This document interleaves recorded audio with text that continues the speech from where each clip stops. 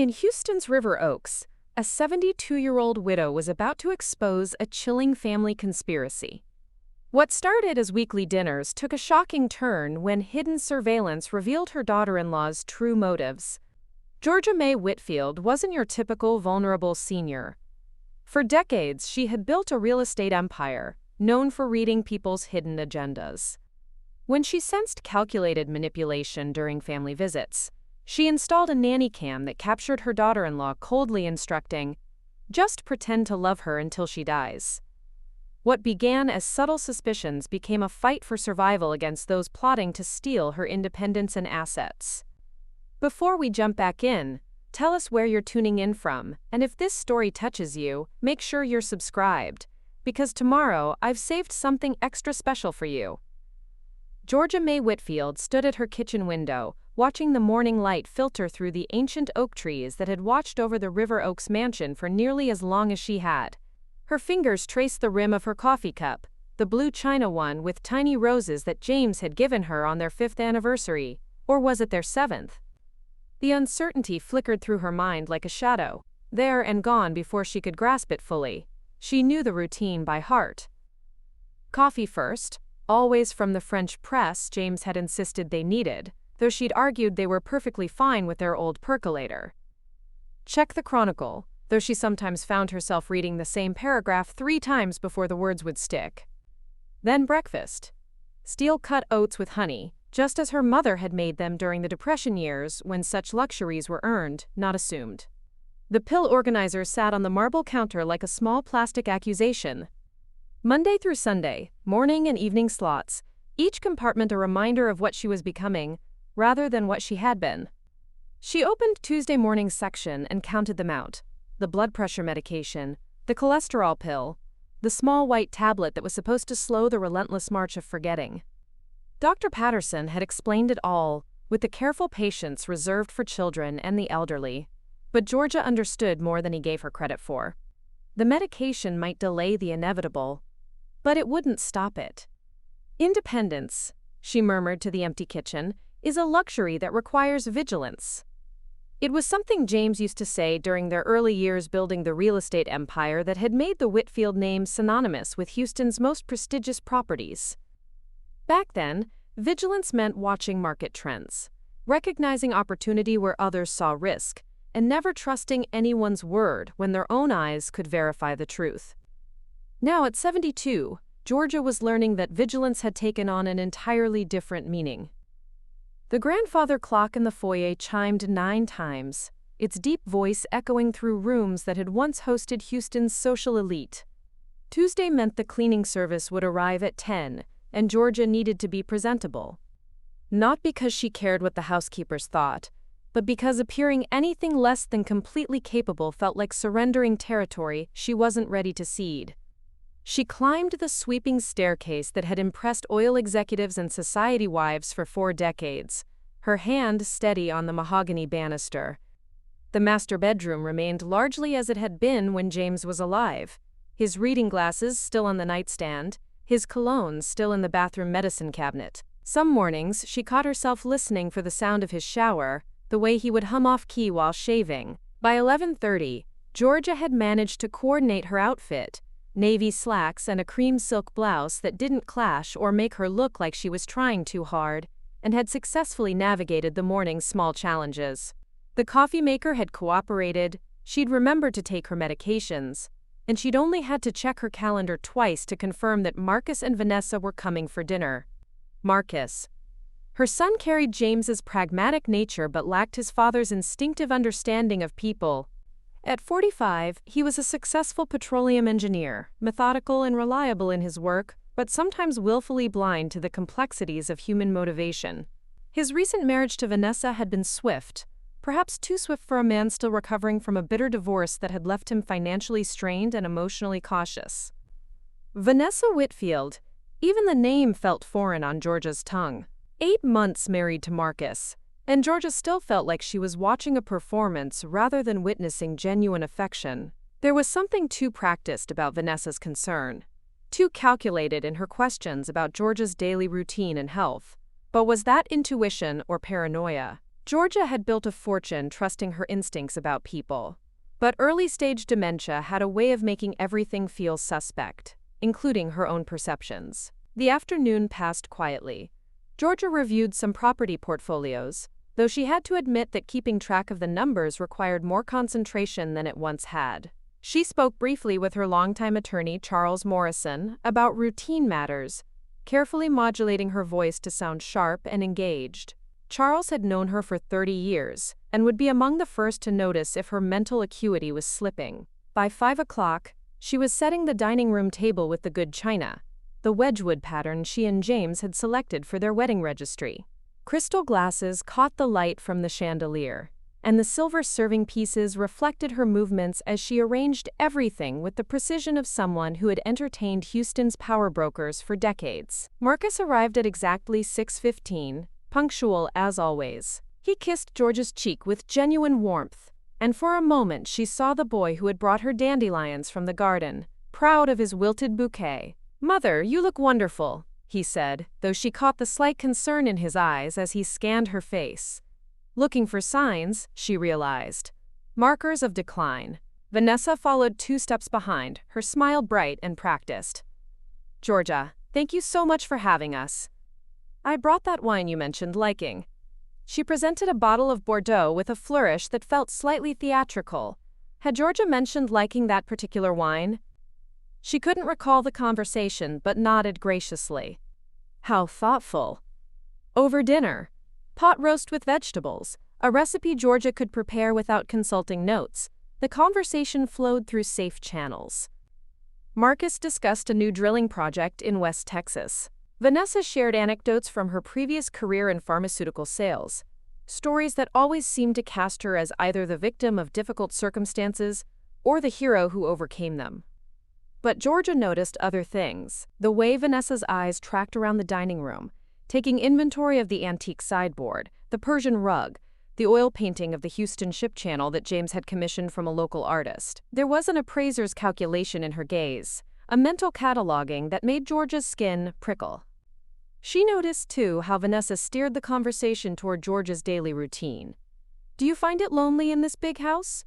Are you sleeping well? Have you had any incidents since we last saw you?" Incidents. The word hung in the air like smoke from a snuffed candle. "I'm managing quite well," Georgia replied evenly.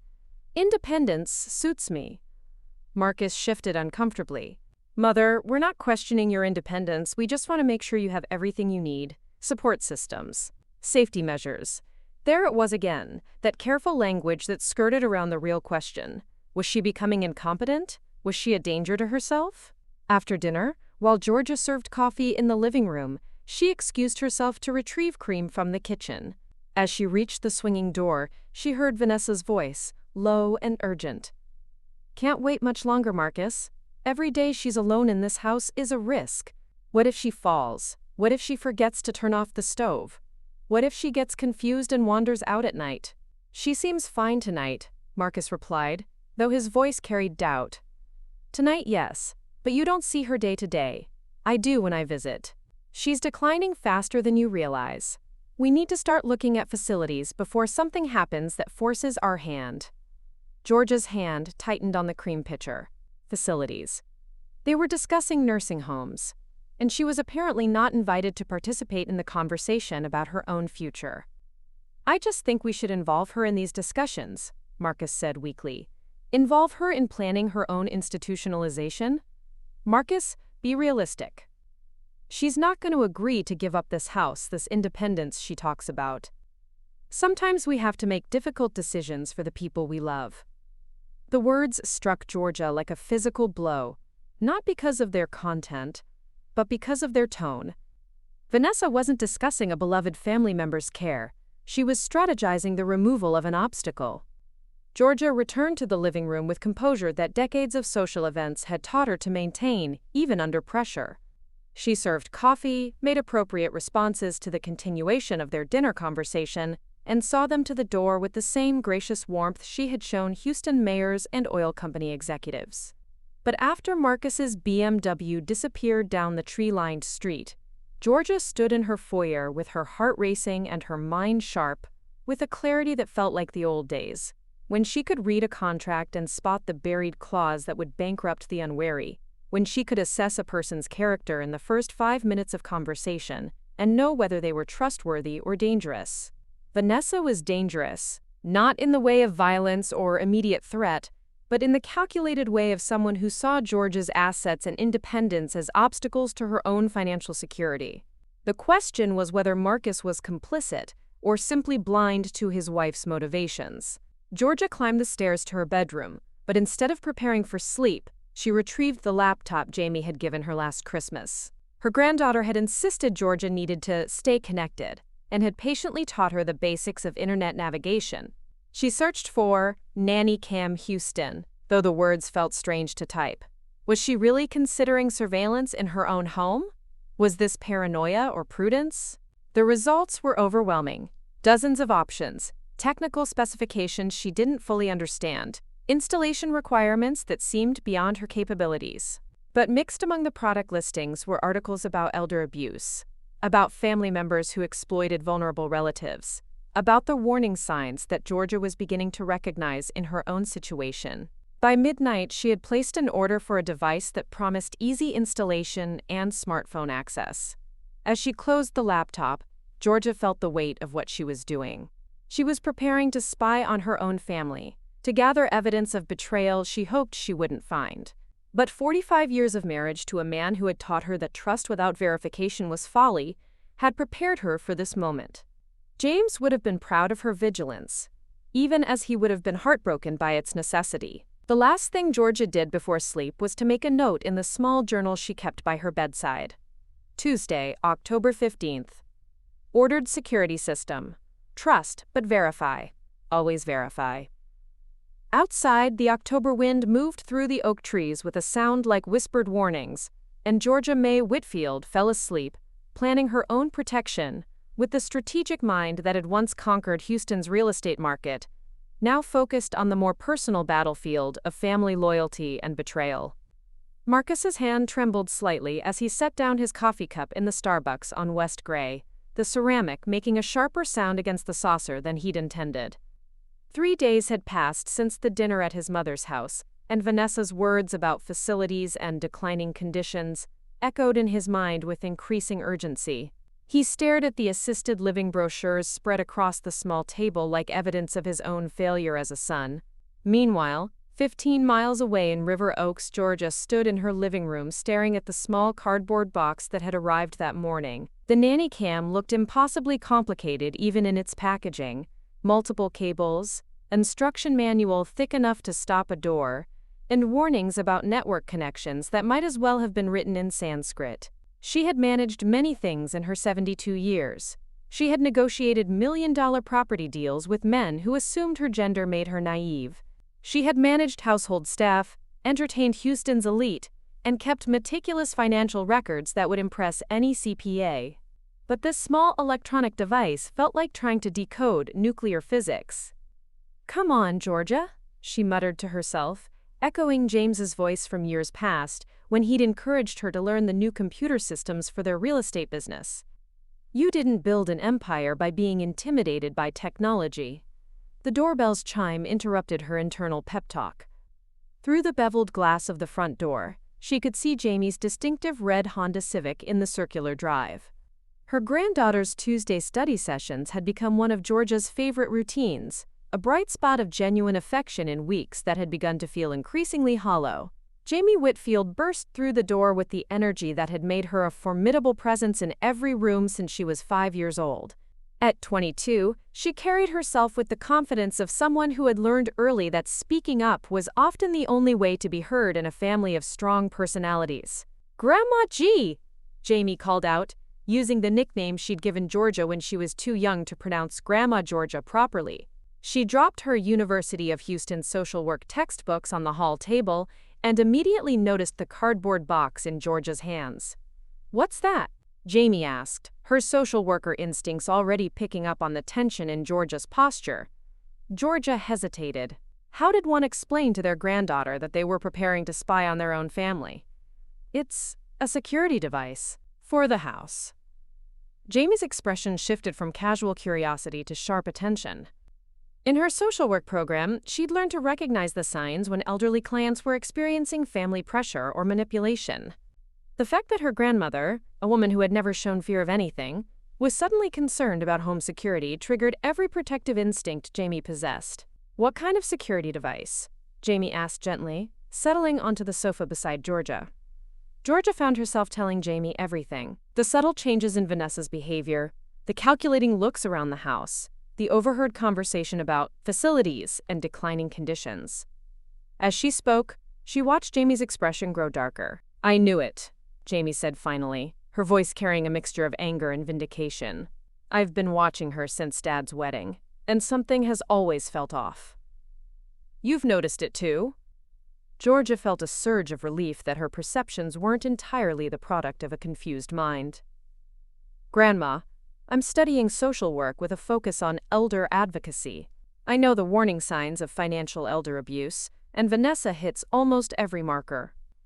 Jamie's voice carried the authority of her academic training combined with the passion of personal investment. Jamie took the nanny cam from Georgia's hands and examined it with the technological fluency of her generation. "This is actually a really good choice. Small, wireless, and it connects to your smartphone for remote viewing." "I don't have a smartphone," Georgia admitted. "We'll fix that today," Jamie said decisively. "But first, let's get this set up properly." For the next hour, Jamie transformed from granddaughter to technical consultant. She downloaded the camera's app, configured the wireless network settings, and found the perfect location for the device, hidden among the decorative items on the living room mantelpiece, with a clear view of the main seating area where most family conversations took place. "The key," Jamie explained as she adjusted the camera's angle, "is that it looks completely natural. Just another small decorative object in a room full of valuable things." As they worked together, Georgia felt something she hadn't experienced in months, the sense of having a true ally. Jamie didn't question her mental capacity or suggest that her concerns were products of confusion. Instead, she treated Georgia's instincts with the respect they deserved. "There's something else," Jamie said as she finished the installation. "I think we need to document everything.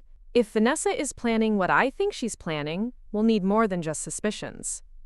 "What exactly do you think she's planning?" Georgia asked, though part of her already knew the answer. "Conservatorship," Jamie said bluntly. "She's building a case that you're mentally incompetent to manage your own affairs. Once that's established, she can have you declared incapacitated, move you to a facility, and gain control of your assets through Dad." The words hit Georgia like ice water. She had heard of such cases. Elderly people stripped of their autonomy by family members claiming to act in their best interests while actually securing their own financial futures. "Can she do that?" Georgia asked. "It's harder than most people think, but not impossible," Jamie replied. "Especially if she can convince Dad that you're unsafe living alone. Texas law requires clear and convincing evidence of incapacity. But if she manufactures enough, quote, incidents and gets the right doctor's testimony." The doorbell interrupted their conversation. Through the window, Georgia could see a small silver sedan she didn't recognize. "That must be Rosa," Georgia said, remembering the caregiver Marcus had arranged. "I'd forgotten she was starting today." Jamie's expression sharpened. "Dad hired a caregiver? When?" "Yesterday. Vanessa suggested it during their visit. She said it would give everyone, quote, peace of mind." "Grandma," Jamie said urgently, "this is exactly what I was talking about. First the caregiver, then the documentation of your need for assistance, then the facility recommendations. It's a classic pattern." Georgia opened the door to find Rosa Martinez standing on the front step with a professional smile and a small bag that presumably contained her supplies. She was younger than Georgia had expected, perhaps mid-30s, with kind eyes and an immediately trustworthy demeanor. "Mrs. Whitfield, I'm Rosa Martinez from Compassionate Care Services. Your son arranged for me to provide daytime assistance." Georgia invited Rosa inside, acutely aware that this woman, kind though she seemed, was now part of whatever plan Vanessa was implementing. Jamie remained in the living room, studying Rosa with the analytical intensity she applied to her social work case studies. "I want to be clear about something," Georgia said once introductions were complete. "I don't need a babysitter. I need someone who can assist with tasks that have become challenging, while respecting that this is my home and my life." Rosa nodded seriously. "Mrs. Whitfield, I've been doing this work for 8 years. My job is to support your independence, not replace it. If you tell me you don't need help with something, then you don't need help with something." There was something in Rosa's tone, a genuine respect for autonomy, that made Georgia relax slightly. This woman understood the difference between assistance and control. Over the next 2 hours, as Rosa familiarized herself with the house and Georgia's routines, Jamie observed carefully. She watched how Rosa asked permission before touching anything, how she listened to Georgia's preferences without trying to override them, and how she spoke to Georgia as an adult rather than a child. "She's genuine," Jamie whispered to Georgia when Rosa stepped out to retrieve something from her car. "But that might make this harder. If Vanessa tries to use Rosa to document your incompetence, Rosa's going to see through it." "Is that good or bad for us?" Georgia asked. "It's good for you, but it puts Rosa in a difficult position. She'll be caught between doing her job ethically and keeping her employment if Vanessa pressures her to misrepresent your condition." When Rosa returned, Jamie made a decision that surprised even herself. "Rosa, can I ask you something? In your experience, what do you do when family members have unrealistic expectations about their loved one's care needs?" Rosa's expression became carefully neutral, but Georgia caught the flash of understanding in her eyes. "Every family situation is different. My responsibility is always to my client's well-being and autonomy, not to family members' convenience." It was a diplomatically worded answer, but it told Georgia everything she needed to know. Rosa had encountered manipulative family members before, and she knew how to navigate those waters professionally. "I have one more request," Georgia said as the afternoon wound down. "I'd like you to be completely honest with me about my capabilities and limitations. If you see genuine safety concerns, I want to know about them. But I also want you to distinguish between actual problems and perceived problems that might be reported by others." Rosa met Georgia's eyes directly. "I can do that, Mrs. Whitfield. Professional honesty is part of good care." After Rosa left for the day, Jamie helped Georgia test the Nanny Cam system. The feed came through clearly on the tablet Jamie had purchased, showing a perfect view of the living room where most family interactions took place. "Remember," Jamie said as she prepared to leave for her evening classes, "this isn't about being paranoid. This is about protecting yourself with the same business instincts you've always used. You're gathering information so you can make informed decisions." That evening, alone in the house that had sheltered 4 decades of her life, Georgia reviewed the day's events. She now had surveillance capability, a potentially sympathetic witness in Rosa, and, most importantly, an ally in Jamie who understood both the threat and the legal landscape. For the first time since that overheard conversation about facilities, Georgia felt like she was taking control, rather than simply reacting to circumstances others were trying to impose upon her. She settled into James's old chair in the living room, acutely aware that the small camera on the mantelpiece was now recording her every movement. Tomorrow, when Vanessa inevitably made one of her checking-in visits, Georgia would begin gathering the evidence that might save her independence, or confirm her worst fears about the people she had trusted with her heart. The house settled around her with familiar creaks and sighs, and Georgia Mae Whitfield smiled with the satisfaction of someone who had spent a lifetime refusing to be underestimated by those who mistook age for weakness. The morning sun cast long shadows across Georgia's living room as she reviewed the nanny cam footage from the previous day on the tablet Jamie had taught her to use.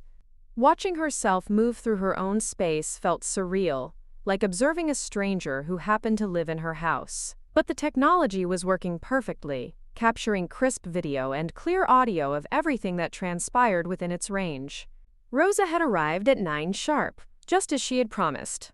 On the recording, Georgia could see their interactions from an outsider's perspective. Rosa's respectful demeanor, her own responses that seemed perfectly coherent and appropriate. If anything, the footage demonstrated exactly what Georgia had hoped, that she was managing her daily life with competence and dignity. She was still reviewing the previous day's recordings when the doorbell announced an unexpected visitor. Through the front window, Georgia could see Vanessa's white BMW in the driveway, a visit that hadn't been scheduled, which immediately put Georgia on alert. "Georgia, I hope you don't mind me dropping by," Vanessa said when Georgia opened the door. Her smile was bright and practiced, but Georgia noticed how her eyes immediately began scanning the foyer, taking inventory as they always did. "Of course not," Georgia replied, though she minded very much. Unannounced visits felt like intrusions, territory markers being placed by someone establishing dominance. "Rosa is here, preparing lunch in the kitchen." "Perfect," Vanessa said, stepping inside without waiting for an explicit invitation. "I wanted to see how you're adjusting to having help. Marcus was so worried about you being alone all day." Georgia led Vanessa into the living room, acutely aware that every word and gesture was now being recorded by the small device hidden among her treasured family photographs. The irony wasn't lost on her. She was documenting her own life like evidence in a case she hoped she'd never have to make. "How are you feeling about having Rosa here?" Vanessa asked, settling onto the sofa with the casual ownership of someone who considered herself family. "Any concerns? Difficulties adjusting?" "Rosa is very professional," Georgia replied carefully. "She respects my routines and my independence." "That's wonderful to hear." Vanessa's tone carried just a hint of disappointment, as if she'd been hoping for complaints. "You know, Marcus and I were discussing how important it is to have objective feedback about your daily functioning. Sometimes we don't notice our own challenges." There it was again, that carefully coded language that suggested Georgia's perceptions couldn't be trusted. Vanessa had a talent for making statements that sounded caring while actually undermining confidence.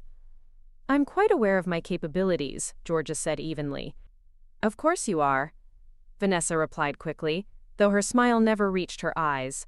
"I just meant that sometimes family members can provide perspective that's helpful. For instance, Marcus mentioned that you seemed confused about some details during our last dinner." Georgia felt a chill of recognition. This was how it would work. Normal conversation would be reframed as confusion, ordinary forgetfulness would become evidence of decline, and every human imperfection would be cataloged as proof of incompetence. "I wasn't confused," Georgia said firmly. "I was processing information." Vanessa's expression softened into what might have looked like compassion to someone who didn't know better. "Georgia, no one is questioning your intelligence, we're just concerned about your safety. Living alone in this big house, managing all these responsibilities, it's a lot for anyone, especially at your age." From the kitchen came the sound of Rosa preparing lunch, the gentle clatter of dishes, the hum of the microwave. Georgia found herself grateful for the other woman's presence, even as she realized that Rosa was witnessing this entire conversation. "Speaking of responsibilities," Vanessa continued, "I couldn't help but notice some bills on your desk during our last visit. Are you managing to stay on top of everything?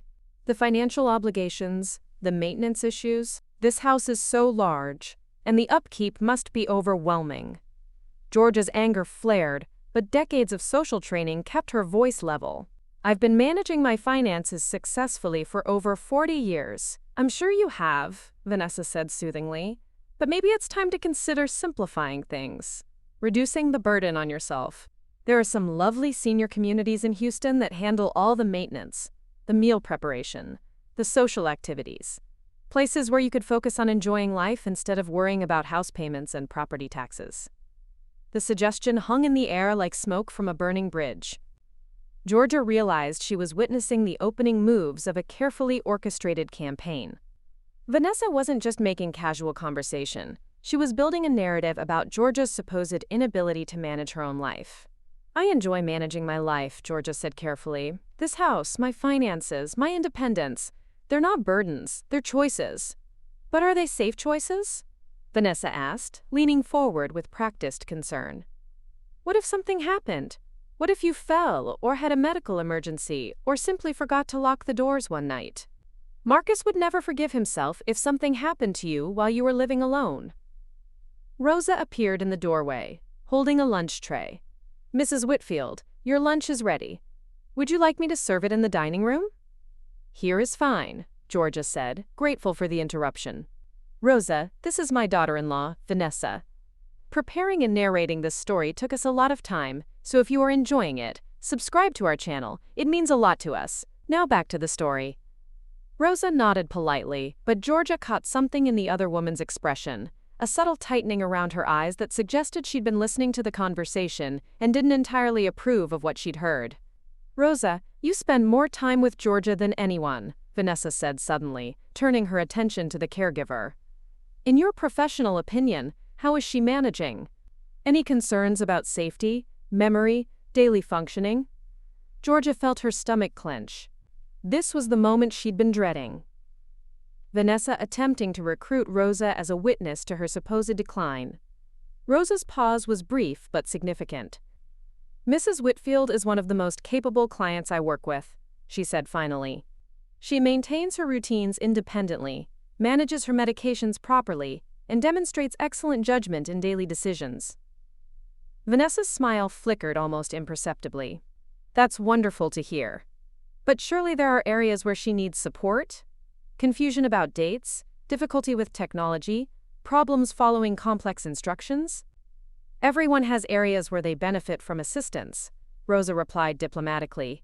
"But Mrs. Whitfield's needs are quite minimal compared to most clients her age." Georgia felt a surge of gratitude toward Rosa, who was clearly refusing to provide the ammunition Vanessa was seeking. After Vanessa left, making vague promises to check in again soon, Georgia and Rosa sat in the living room, the tension from the earlier conversation still lingering. "Mrs. Whitfield," Rosa said carefully, "may I speak honestly with you?" "Please do."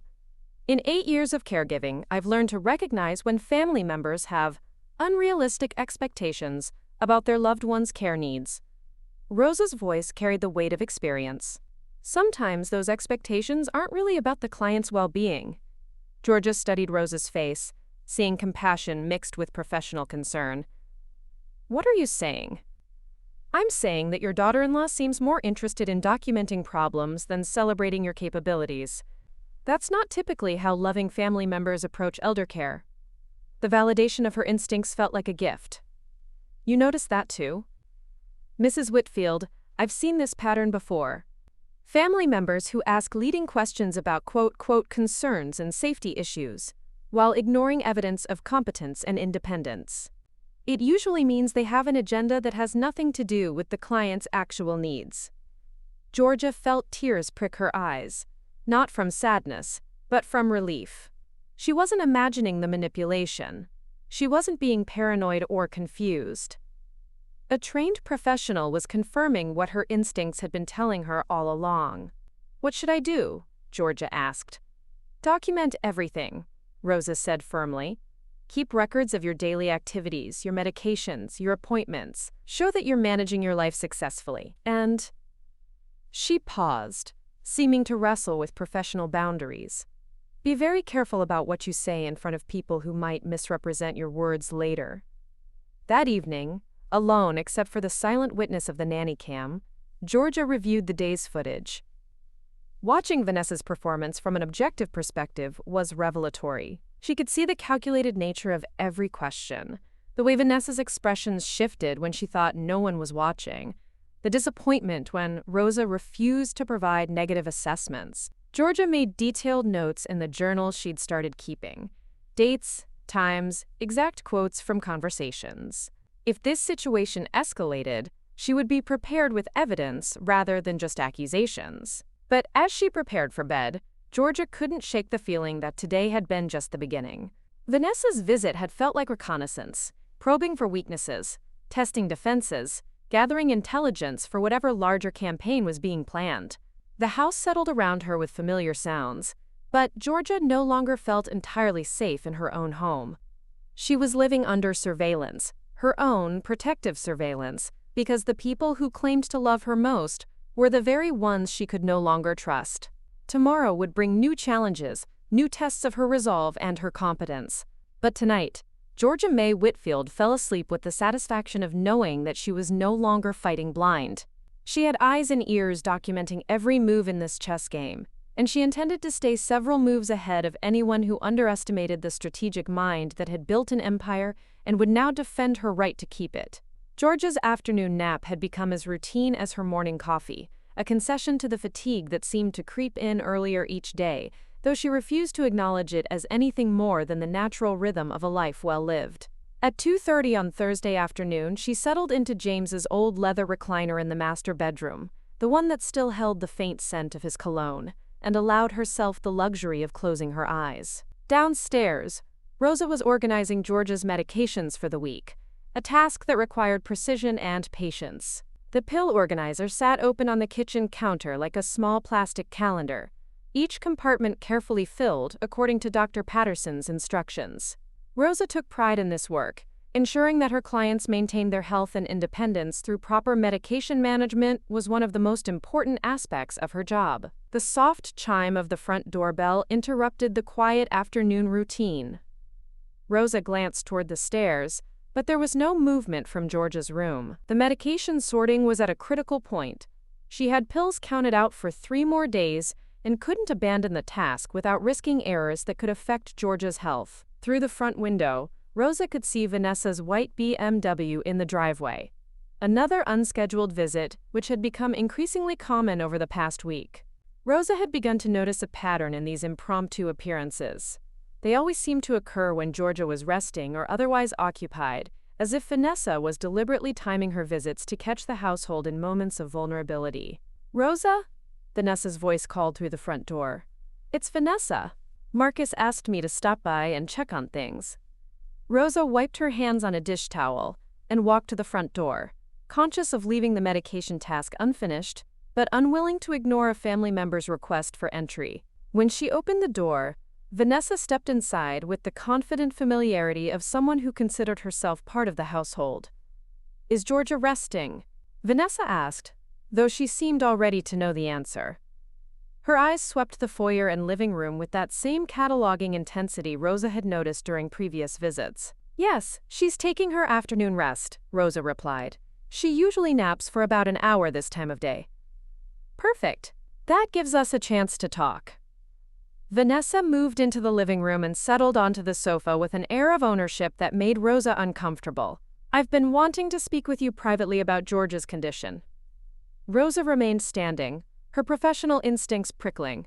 In her 8 years of caregiving, she had learned to recognize when family members wanted to have conversations that couldn't happen in front of their loved ones. Sometimes these conversations were necessary and appropriate. Other times, they were attempts to manipulate the narrative about a client's capabilities. "What would you like to know?" Rosa asked carefully. Vanessa's smile was warm and seemingly genuine, but Rosa noticed that it didn't quite reach her eyes. "I'm just concerned about whether Georgia is being completely honest about her abilities. Sometimes elderly people try to hide their limitations because they're afraid of losing their independence." "Mrs. Whitfield is very capable," Rosa replied. "She manages her daily routines well and demonstrates good judgment in most situations. But surely there are incidents? Confusion about dates or appointments? Difficulty remembering conversations? Problems with everyday tasks?" Vanessa's voice carried the tone of someone who expected confirmation of her assumptions. Rosa felt the familiar tension that arose when family members seemed more interested in documenting problems than celebrating their loved one's strengths. Every person has areas where they benefit from support, but Mrs. Whitfield's needs are quite manageable. Vanessa leaned forward, her expression becoming more intense. "Rosa, I need you to understand something. Marcus and I are trying to make the best decisions for Georgia's future, but we need accurate information about her current functioning. If you're not being completely honest about her limitations, you're not helping her. You're potentially putting her in danger." The implied threat hung in the air between them. Rosa recognized the tactic, suggesting that honest assessment meant documenting decline, while failing to report problems constituted professional negligence. It was a manipulation she'd encountered before, usually from family members who had already made up their minds about what they wanted to hear. "I document all my observations honestly in my daily reports," Rosa said firmly. Mrs. Whitfield receives appropriate assistance with tasks that challenge her, while maintaining independence in areas where she's fully capable. Vanessa's expression shifted subtly, and Rosa caught a glimpse of something harder beneath the concerned daughter-in-law facade. Rosa, let me be direct with you. Georgia is declining faster than she wants to admit. We're looking at residential care options, but we need professional documentation of her needs to make the transition. Your cooperation in this process would be appreciated. The words sent a chill through Rosa's professional instincts.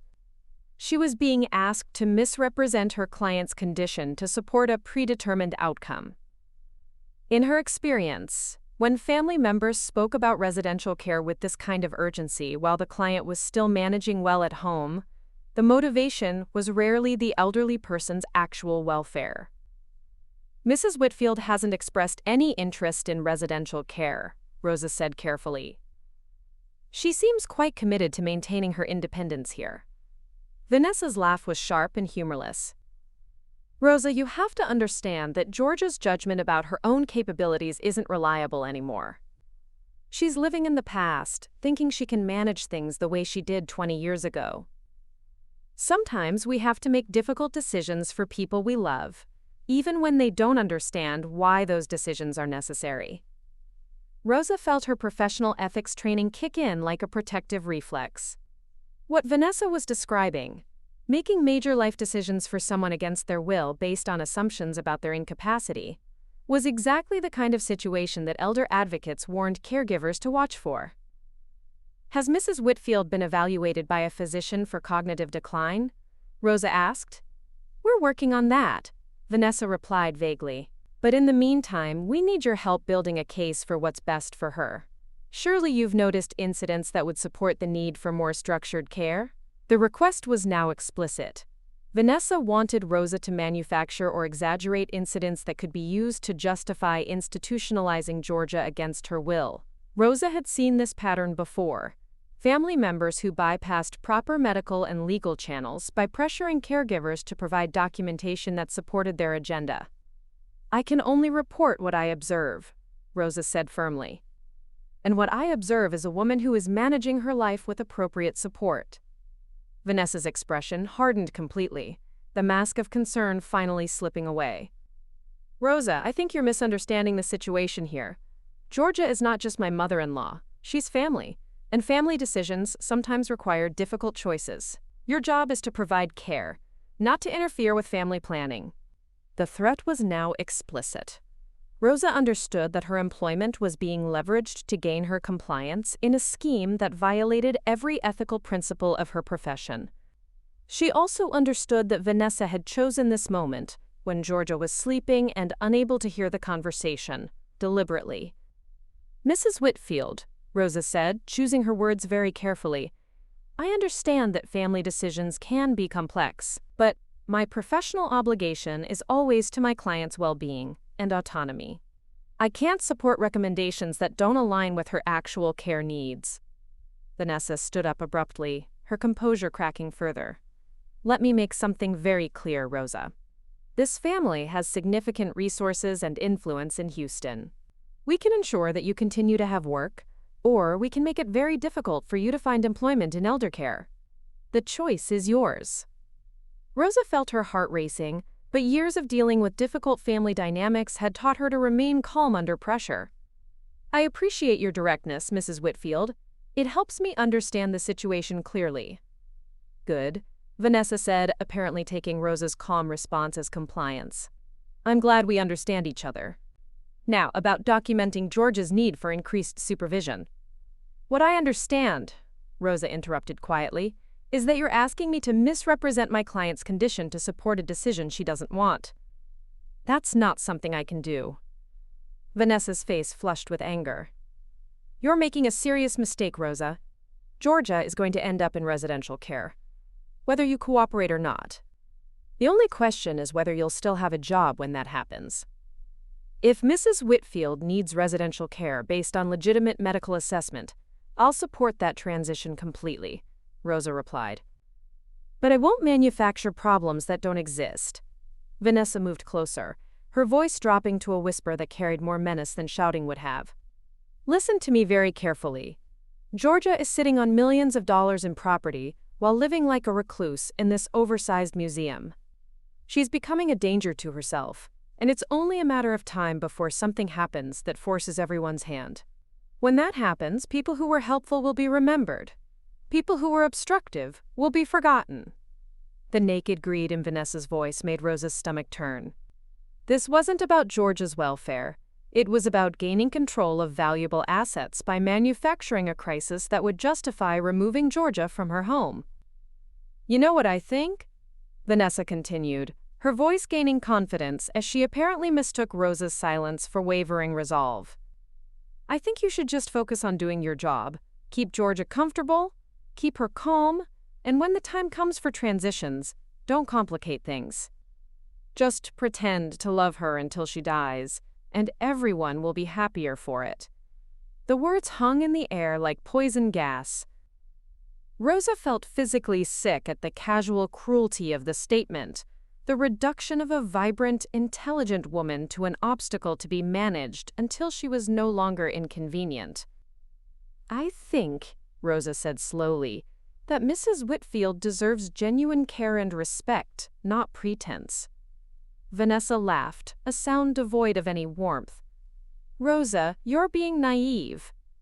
Georgia is going to die in the next few years, whether she's here or in a facility.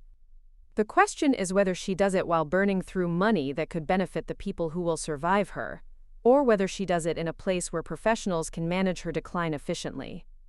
The casual discussion of Georgia's death as a financial planning opportunity left Rosa speechless. She had encountered family members who were impatient about inheritances, but never someone who spoke so openly about viewing an elderly relative as an expensive inconvenience. Think about what I've said, Vanessa continued, her tone returning to something approximating pleasantness. You seem like a smart woman with children to support. Make the right choice here.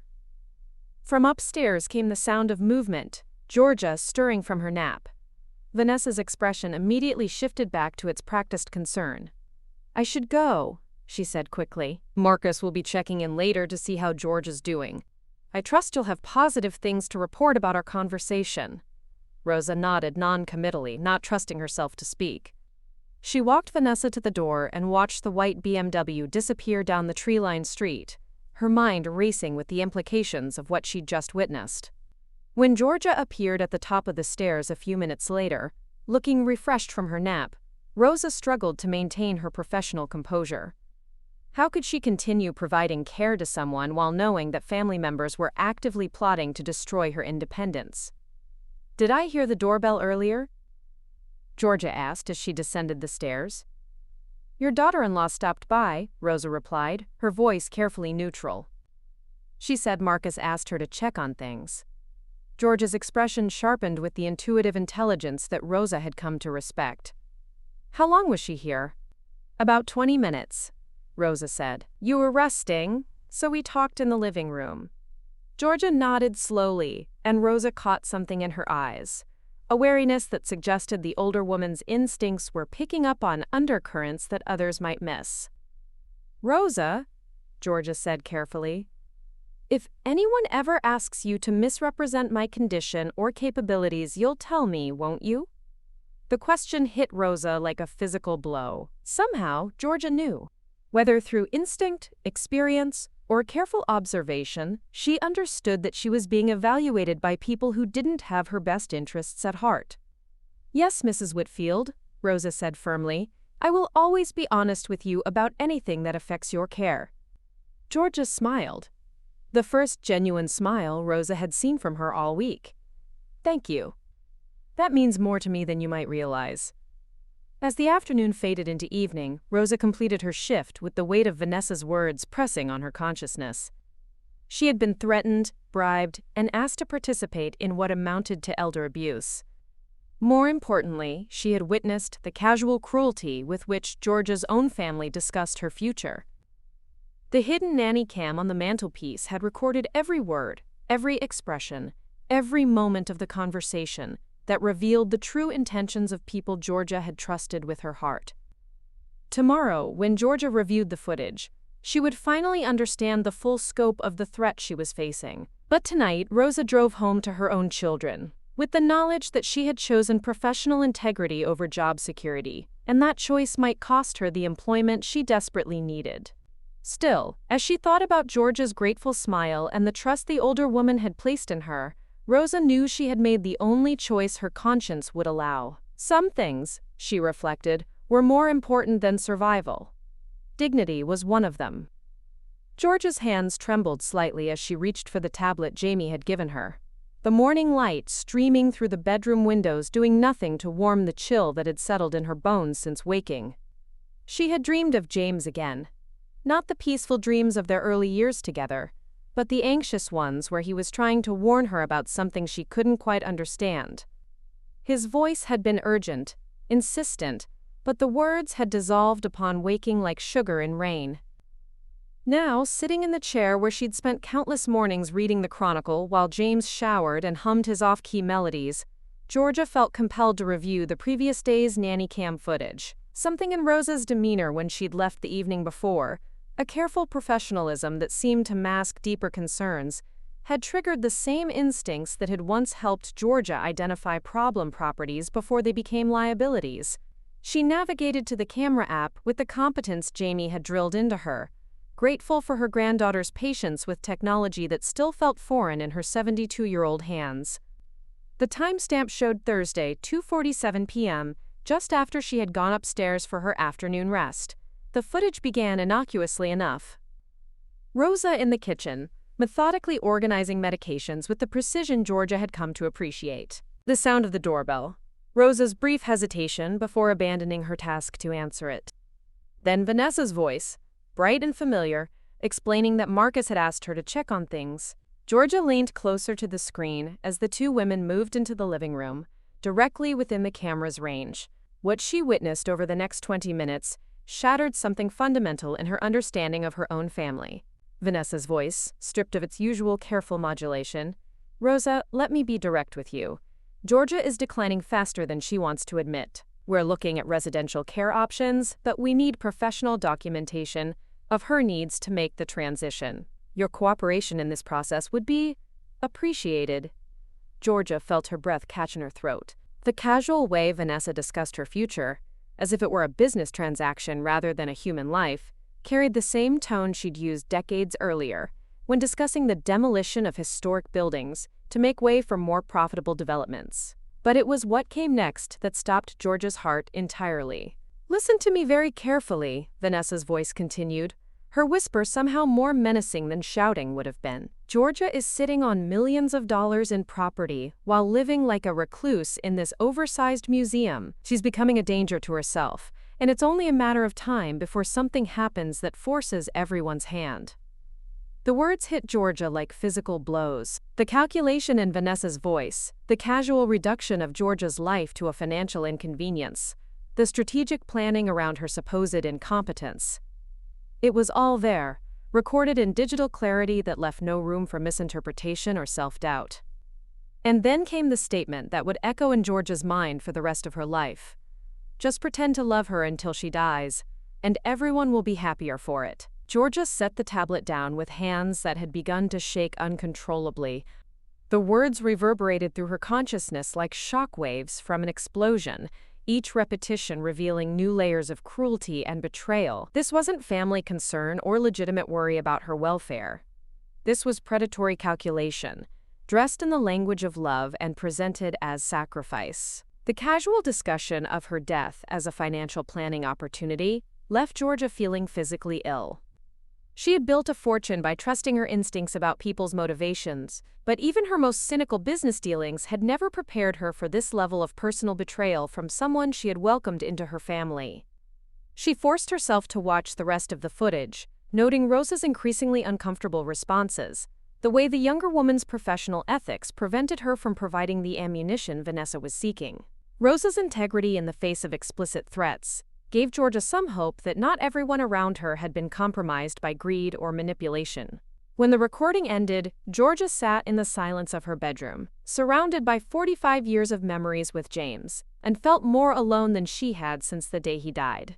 The family she had tried to rebuild around Marcus and his new wife was revealed as a carefully constructed lie, a performance designed to position her for exploitation.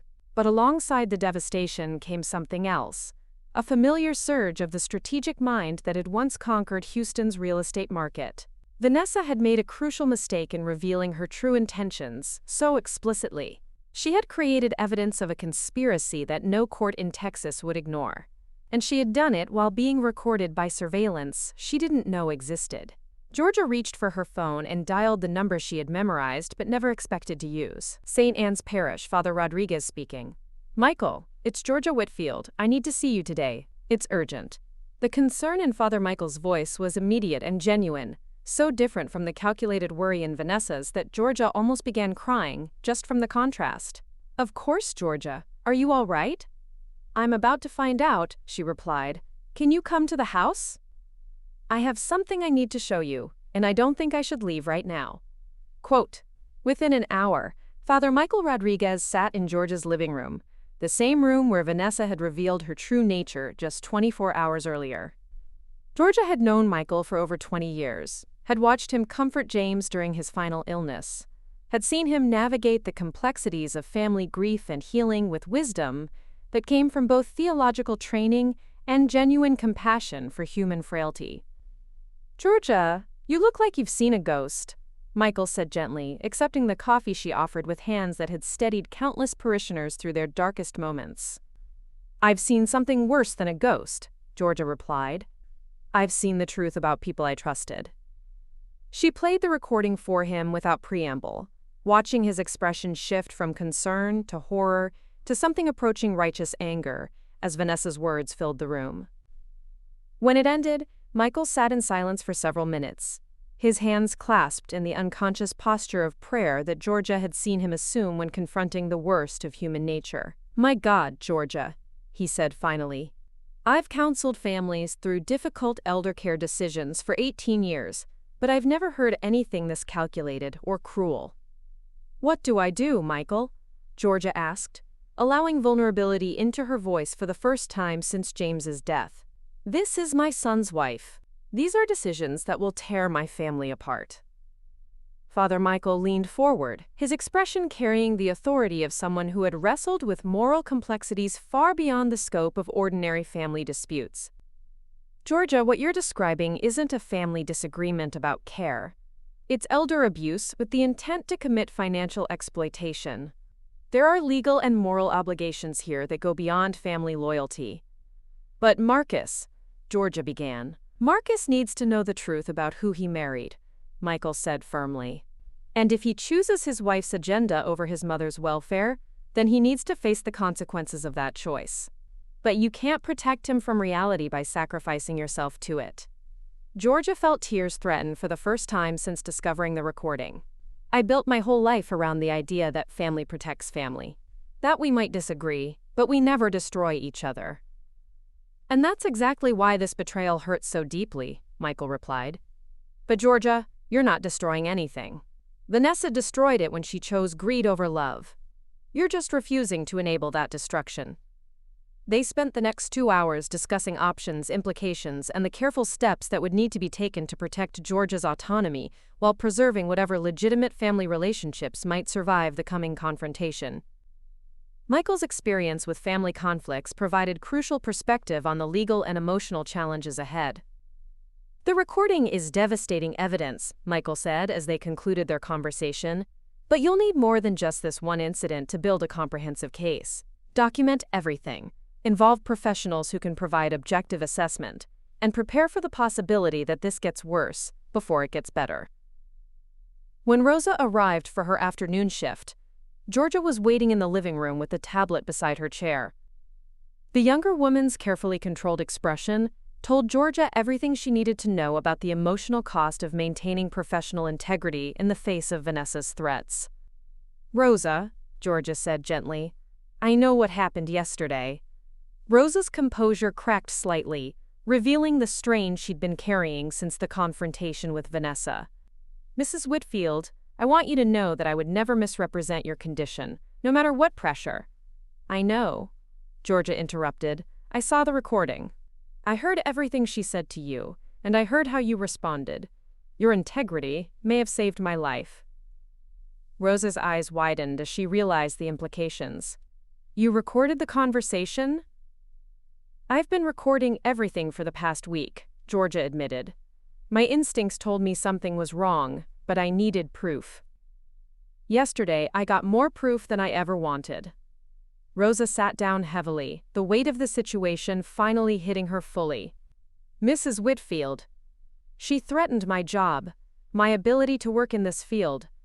But what she was asking me to do, I couldn't live with myself if I'd agreed to it." "You did the right thing," Georgia said firmly. "And I'm going to make sure you don't suffer for doing it. But I need you to understand that this situation is about to become much more complicated. There are going to be legal proceedings, family confrontations, and probably attempts to discredit both of us." Rosa nodded slowly. "What do you need from me?" "The truth," Georgia replied. "Document everything accurately, maintain your professional standards, and trust that justice will ultimately prevail. And Rosa, thank you for seeing me as a person worth protecting rather than a problem to be managed." As the afternoon faded into evening, Georgia felt something she hadn't experienced since James's death: the clarity that came with having a clear mission and the tools to accomplish it. Vanessa had revealed her true nature while being recorded by surveillance she didn't know existed. Rosa had demonstrated integrity that would provide crucial witness testimony, and Father Michael had offered both spiritual support and practical guidance for the battles ahead. The family she had known was ending, but perhaps something more honest, and ultimately more loving, could be built from whatever survived the coming confrontation with truth. Tomorrow would bring new challenges, but tonight, Georgia Mae Whitfield fell asleep with the satisfaction of someone who had spent a lifetime refusing to be underestimated and was prepared to do it one more time. The Harris County District Attorney's Office occupied a modern glass building in downtown Houston that Georgia had driven past thousands of times, but never imagined she would enter as anything other than a visitor on civic business. Now, sitting in the waiting area with Jamie beside her and a folder of evidence in her lap, she felt the weight of decisions that would irrevocably alter the landscape of her family. 3 days had passed since her conversation with Father Michael. 3 days of careful preparation and documentation that had transformed her from victim to prosecutor in the case of her own life. Jamie had been instrumental in researching Texas elder abuse laws, organizing evidence, and helping Georgia understand the legal framework that would govern whatever came next. "Detective Chen will see you now," the receptionist announced, and Georgia followed Jamie down a hallway lined with motivational posters about community safety and justice. Detective Sarah Chen was younger than Georgia had expected, perhaps early 40s, with the kind of direct gaze that Georgia associated with people who had seen too much of human nature's darker side. Her office was small but organized, with case files stacked in precise columns and family photos that suggested she understood the complexities of balancing professional duty with personal relationships. "Mrs. Whitfield, I appreciate you coming in," Detective Chen said, gesturing for Georgia and Jamie to take seats across from her desk. "I understand you have concerns about potential elder abuse within your family." Georgia had rehearsed this moment, but sitting across from a police detective made the reality of her situation feel starkly official. "Detective, I have evidence that my daughter-in-law is attempting to have me declared incompetent in order to gain control of my assets."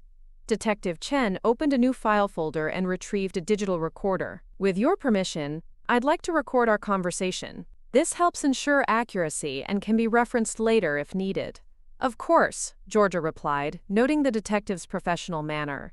This wasn't someone who would be easily manipulated or impressed by social connections. Over the next hour, Georgia presented her case with the same methodical precision she had once used to negotiate complex real estate transactions. She provided the nanny cam recording, documentation of Vanessa's pattern of visits and questioning, Rosa's witness testimony about the threats and pressure she had experienced, and Jamie's research into the legal definitions of elder abuse in Texas. Detective Chen listened without interruption, occasionally making notes but mostly focusing on the evidence with the intensity of someone trained to spot inconsistencies or fabrications. When the nanny cam recording reached Vanessa's statement about pretending to love her until she dies, the detective's expression hardened noticeably. "Mrs. Whitfield," Detective Chen said when Georgia finished her presentation, What you're describing constitutes several potential criminal violations under Texas law: financial exploitation of the elderly, conspiracy to commit fraud, and potentially criminal coercion of a caregiver to falsify documentation. What does that mean in practical terms? Jamie asked. It means we have grounds for a formal investigation, Detective Chen replied. I'll need to interview Rosa Martinez independently, review any financial documentation related to Mrs. Whitfield's assets, and possibly conduct surveillance of future interactions between family members. Georgia felt a mixture of relief and apprehension. Relief that her concerns were being taken seriously by law enforcement, apprehension about the investigation that would now scrutinize every aspect of her family's dynamics. Detective, Georgia said carefully, my son Marcus isn't directly involved in his wife's scheme. At least, I don't believe he is. Is there a way to protect him from the worst consequences while still stopping Vanessa? Detective Chen's expression softened slightly. Mrs. Whitfield, family investigations are always complicated. Our goal is to determine who knew what and when they knew it. If your son is an unwitting victim of his wife's manipulation, that will become clear during the investigation. And if he's not unwitting? Jamie asked bluntly. Then he'll face the appropriate legal consequences, Detective Chen replied without hesitation. Elder abuse cases often involve family members who claim they were acting in their loved one's best interests. But good intentions don't excuse criminal behavior. After leaving the district attorney's office, Georgia and Jamie drove to Rosa's apartment complex in southwest Houston. The contrast between Rosa's modest neighborhood and Georgia's River Oaks mansion served as a stark reminder of the economic pressures that made Rosa vulnerable to Vanessa's threats. Rosa lived in a small two-bedroom apartment that she shared with her 8-year-old daughter Sophia and 5-year-old son Miguel. The children were at school, leaving Rosa free to speak candidly about her experience with the Whitfield family situation. Mrs. Whitfield, I've been worried about you since Thursday, Rosa said as she served coffee in her small living room. Mrs. Vanessa called yesterday asking about your adjustment to having care assistants. The way she phrased her questions made me very uncomfortable. What kind of questions? Georgia asked. She wanted to know if you'd had any episodes of confusion, if you'd forgotten to take medications, if you'd seemed disoriented about time or place. When I told her you were managing everything well, she seemed disappointed. Jamie leaned forward. Rosa, would you be willing to provide testimony to the police about what Vanessa said to you? I know it puts your job at risk, but my job is already at risk, Rosa interrupted. Mrs. Vanessa made it clear that my employment depends on providing the kind of documentation she wants, not the kind my client actually needs. I've been doing this work for 8 years, and I've never been asked to falsify observations before.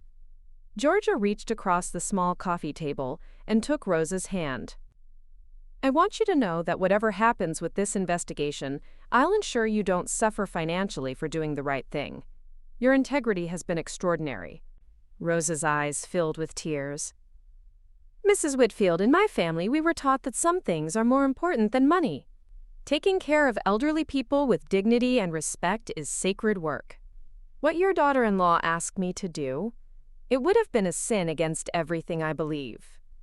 That afternoon, while Rosa completed her regular shift at Georgia's house, Jamie helped Georgia organize the growing file of evidence they were accumulating. They had the nanny cam recording, Rosa's witness testimony, documentation of Vanessa's pattern of visits and questioning, and Jamie's research into the legal precedents for financial elder abuse cases in Texas. Grandma, Jamie said as they worked, I think we need to consider the possibility that Dad is more involved than you want to believe. Georgia looked up from the timeline they were constructing. What do you mean? I mean that Vanessa is moving very systematically. She's building a case for your incompetence. She's positioning herself as the concerned family member, and she's putting pressure on your caregiver to provide supporting documentation. That kind of planning suggests she has reason to believe Dad will support her conclusions.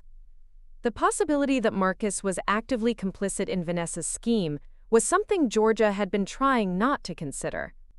But Jamie's observation forced her to confront the evidence objectively. He's been asking more questions lately about my finances, my daily routine, my ability to manage the house, Georgia admitted reluctantly. I thought it was genuine concern, but it could have been intelligence gathering, Jamie finished. Grandma, I love Dad, but he's been making some questionable decisions since the divorce. The financial pressure from his settlement, the quick remarriage to someone he barely knew, his increasing distance from family. It all fits a pattern. As if summoned by their conversation, Georgia's phone rang. Marcus's name appeared on the caller ID, and Georgia felt her stomach clench with apprehension. Mother, how are you feeling today? Marcus's voice carried the careful tone Georgia had begun to recognize as performative concern. I'm fine, Marcus. Rosa and I had a productive day. That's good to hear. Listen, Vanessa mentioned that you seemed a bit confused during her visit yesterday. She's worried that you might be having more difficulties than you're willing to admit. Georgia's hand tightened on the phone. I wasn't confused, Marcus. I was processing some concerning information. What kind of concerning information? Georgia made a split-second decision that would determine the trajectory of everything that followed. Marcus, I think we need to have a family meeting. All of us together so we can discuss everyone's concerns openly. There was a long pause on the other end of the line. Mother, are you sure that's wise? Sometimes these kinds of conversations can be overwhelming for people in your situation. My situation? Georgia's voice carried a warning that anyone who had known her for 40 years would have recognized. I just meant, with the memory issues and the adjustment to having care assistants, maybe it would be better if we handled these discussions gradually. Georgia felt the last vestiges of her hope for Marcus's innocence crumble. He was already speaking about her in the third person, as if she were incapable of participating in decisions about her own life. Marcus, she said carefully, I want you to know that I'm documenting everything that's happening. Every conversation, every visit, every concern that's been raised about my competence. Another long pause. Mother, that sounds a bit paranoid. Maybe we should talk to Dr. Patterson about adjusting your medications. Georgia hung up the phone and looked at Jamie, who had been listening to the conversation with growing alarm. He's already decided, Georgia said quietly. Whatever Vanessa has told him, whatever case she's built, he's already accepted her version of reality over mine. Jamie reached for her grandmother's hand. Then we fight them both. We have evidence, we have legal support, and we have each other. They underestimated you once. They're about to do it again. As evening fell over Houston, Georgia Mae Whitfield sat in the house that had sheltered 4 decades of her life and prepared for a battle that would determine whether she would spend her remaining years as a free woman or as a ward of people who saw her as an expensive inconvenience. The evidence was gathered, the allies were in place, and the truth was documented in digital clarity that no manipulation could obscure. Tomorrow would bring the confrontation that would shatter her family and determine her future. But tonight, she fell asleep with the satisfaction of someone who had spent a lifetime refusing to surrender without a fight. The manila envelope arrived by courier at exactly 10 o'clock Friday morning, delivered with the kind of efficient professionalism that Georgia associated with legal documents and life-altering correspondence. Rosa accepted it at the front door, noting the return address from Senior Living Solutions, and the way the thick packet seemed to carry weight beyond its physical mass. Mrs. Whitfield, Rosa called from the foyer, there's a delivery for you. Georgia was in the kitchen reviewing Detective Chen's contact information when Rosa approached with the envelope. Even before opening it, Georgia knew what she would find inside: glossy brochures for assisted living facilities, application forms, and assessment checklists that would reduce her 72 years of life to a series of checkboxes measuring her supposed decline. The first brochure featured smiling elderly residents engaged in craft activities and group dining, with headlines promising dignity in community and peace of mind for families. The irony wasn't lost on Georgia. These marketing materials spoke of dignity while being delivered as part of a conspiracy to strip away her autonomy. She was still examining the contents when Marcus's key turned in the front door. He had been using that key for 45 years. first as a child racing home from school, later as a young man bringing dates to meet his parents, and now as a middle-aged son who apparently saw his childhood home as a problem requiring management. "Mother, I hope you don't mind me letting myself in," Marcus said, though his tone suggested he would have entered regardless of her preferences. "I wanted to discuss some important matters with you." Georgia looked up from the brochures spread across her kitchen table. "I assume this is related to the delivery I just received." Marcus glanced at the assisted living materials with what might have been relief or guilt. Georgia could no longer tell the difference. "Vanessa and I have been researching options for your future care. We've found some excellent facilities that specialize in transitional support." "Transitional support," Georgia repeated, tasting the euphemism like something bitter. "Transitional from what to what, exactly?" "From independent living to more structured care," Marcus replied, his engineering background making him uncomfortable with imprecision, even when discussing his mother's institutionalization. "Mother, you have to understand that we're not doing this to hurt you. We're trying to protect you." Georgia set down the brochure she'd been holding and looked directly at her son, really looked at him, searching for any trace of the boy who had once brought her dandelions, and proudly displayed his elementary school art projects on her refrigerator. "Marcus, sit down. We need to have an honest conversation." He took a seat across from her at the kitchen table, where she had helped him with homework, celebrated his achievements, and comforted him through childhood disappointments. The familiar setting made what was about to happen feel like a betrayal of sacred ground. "I know about Vanessa's conversation with Rosa," Georgia said without preamble. "I know about her plans to have me declared incompetent. I know about her timeline for gaining control of my assets." Marcus's face went through a rapid series of expressions: surprise, confusion, and something that might have been panic. "Mother, I think you're misunderstanding." "I have it recorded, Marcus." Georgia's voice carried the authority she had once used to close million-dollar deals. "Every word, every threat, every casual discussion of my death as a financial planning opportunity." The color drained from Marcus's face. "Recorded? Mother, what are you talking about?" Georgia retrieved her tablet and queued up the nanny cam footage from Thursday afternoon. As Vanessa's voice filled the kitchen, "Just pretend to love her until she dies, and everyone will be happier for it," Georgia watched her son's expression transform from confusion to horror. When the recording ended, Marcus sat in stunned silence, his hands clasped so tightly his knuckles had gone white. "My God," he whispered finally. "I had no idea I never heard her talk like that." "Didn't you?" Georgia asked gently. "Because this conversation suggests she's been building this case for weeks, if not months. She's been documenting my supposed decline, pressuring my caregiver to falsify reports, and preparing you to accept that I'm incompetent. That doesn't happen overnight." Marcus's engineering mind was processing the implications with visible difficulty. "She's been telling me about incidents, concerns about your safety, episodes of confusion." "What incidents, Marcus? What episodes?" Georgia's voice carried a challenge that demanded specificity. "She said you forgot appointments, that you seemed disoriented during conversations, that Rosa was concerned about your ability to manage medications." His voice trailed off as he realized how flimsy these second-hand reports sounded when examined directly. "Did you ever ask me about these supposed incidents? Did you ever verify these claims with Rosa directly?" Georgia pressed. Marcus looked up from his hands with an expression of dawning comprehension. "She said you wouldn't admit to problems because of pride, that elderly people often deny their limitations. And you believed her, rather than trusting your own observations of my behavior?" The question hung between them like an accusation. Marcus had spent his entire adult life solving complex engineering problems through careful analysis and verification of data. Yet when it came to his own mother's competence, he had accepted second-hand reports without investigation. "She's my wife," Marcus said weakly. "I trusted her judgment about family matters. Even when that judgment contradicted everything you could observe yourself." Before Marcus could answer, the front door opened again. Vanessa's voice called out cheerfully, "Marcus?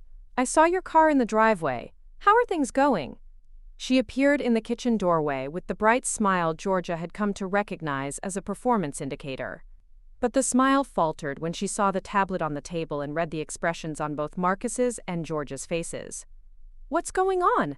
Vanessa asked, though her tone suggested she already suspected the answer. "Vanessa," Marcus said slowly, "we need to talk about your conversation with Rosa yesterday."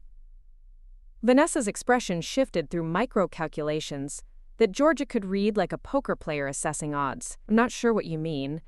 The conversation where you told Rosa to pretend to love my mother until she dies," Marcus said, his voice gaining strength as anger began to override confusion. Vanessa laughed, a sound that carried no humor. "Marcus, I think there's been some kind of misunderstanding. I was talking to Rosa about providing comfort care, about making sure Georgia feels supported during this difficult transition." "I have it recorded," Georgia said simply. The words hit Vanessa like a physical blow. Her carefully maintained composure cracked completely, revealing something calculating and desperate underneath. "Recorded how?" she demanded. "Does it matter?" Georgia replied. "The question is whether you want to explain to my son why you've been planning to have me institutionalized against my will in order to gain control of my property." Vanessa looked between Marcus and Georgia, clearly trying to assess which approach might still salvage her position. "Georgia, you're taking things out of context. I was discussing realistic care planning with Rosa, not some kind of conspiracy." "Realistic care planning?" Marcus's voice carried a dangerous edge that Georgia hadn't heard since he was a teenager defending something he believed in. "You told Rosa that my mother was sitting on millions of dollars while living like a recluse. You threatened Rosa's job if she didn't provide the documentation you wanted. You talked about my mother's death as a financial opportunity." "Marcus, you're being manipulated," Vanessa said, her tone shifting to the kind of patient reasonableness she might use with a confused child. "Georgia is experiencing paranoid delusions. This is exactly the kind of behavior we've been concerned about. It was the wrong approach." By suggesting that Marcus couldn't evaluate evidence objectively, Vanessa triggered the same protective instincts that had made him successful in his technical career. "I listened to the recording, Vanessa. I heard your exact words. There's no delusion or manipulation. There's just you revealing who you really are when you think no one important is listening." The kitchen fell silent, except for the ticking of the antique clock that had marked time through 4 decades of family dinners, celebrations, and now this moment of dissolution. "You know what's ironic?" Georgia said finally. "If you had actually cared about my welfare, if you had approached this with genuine concern for my needs rather than your financial security, I might have been open to discussing future care options. But you chose manipulation over honesty, exploitation over love." Vanessa's mask slipped entirely.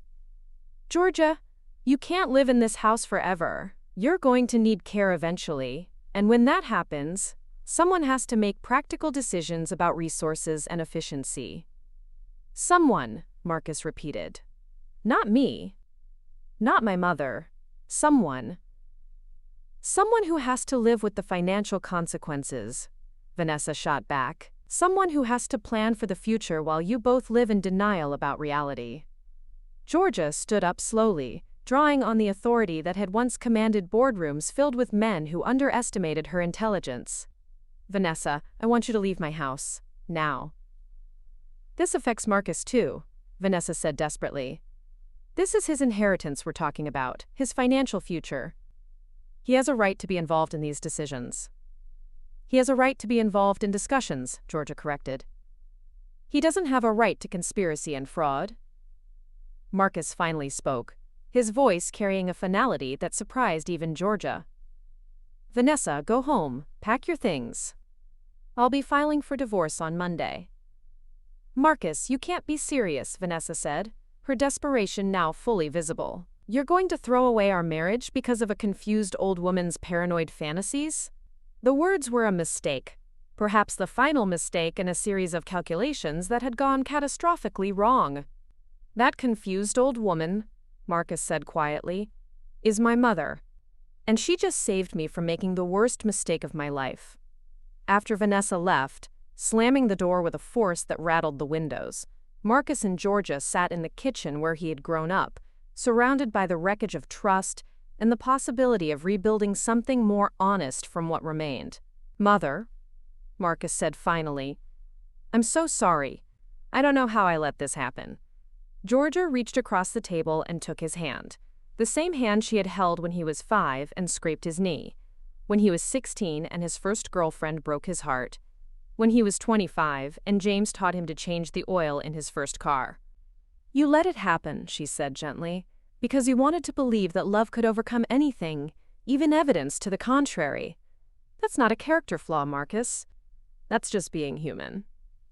Outside, the October wind moved through the oak trees with a sound like whispered promises, and Georgia Mae Whitfield began the work of rebuilding her family with the son who had chosen truth over convenience, however late that choice had come. The Harris County District Attorney's Office buzzed with the controlled energy of a major case moving toward prosecution.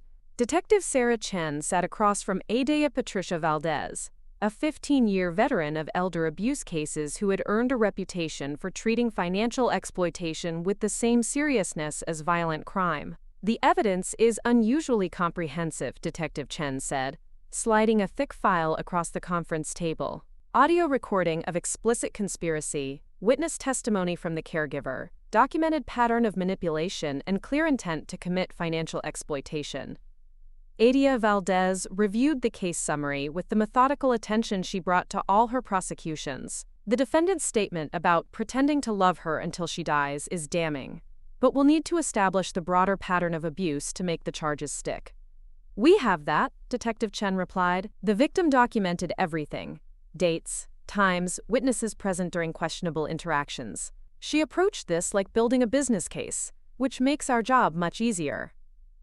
Meanwhile, across town in the River Oaks mansion that had become the center of a legal storm, Georgia was preparing for her formal interview with prosecutors. Jamie sat beside her at the dining room table, organizing documents with the precision of someone who understood that every detail might prove crucial in court.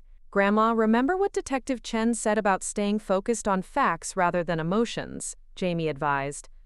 "Let the evidence speak for itself." Georgia nodded, though she felt the weight of what lay ahead.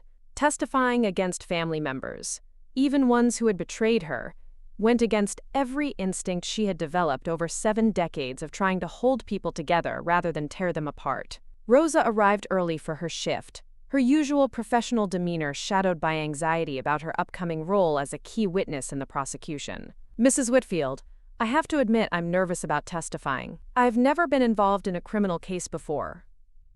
"Rosa, just tell the truth exactly as it happened," Georgia reassured her. "Don't try to interpret or explain. Just describe what you saw and heard." The first formal interview took place at the district attorney's office the following Tuesday. Georgia had dressed carefully for the occasion. A navy suit that conveyed authority without ostentation, jewelry that suggested success without excess. She understood the importance of appearing competent and credible, rather than vulnerable or confused. Adea Valdez conducted the interview with professional thoroughness, walking Georgia through every aspect of Vanessa's behavior pattern. "Mrs. Whitfield, I want you to describe the progression of your daughter-in-law's conduct from the time she married your son until the recorded conversation with your caregiver."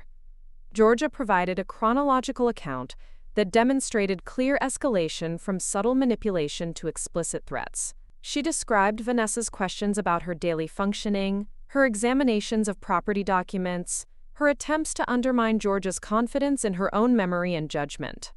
"The pattern was systematic," Georgia explained. "She was building a case for my incompetence while positioning herself as the concerned family member, trying to protect everyone's interests." "And your son's role in this pattern?"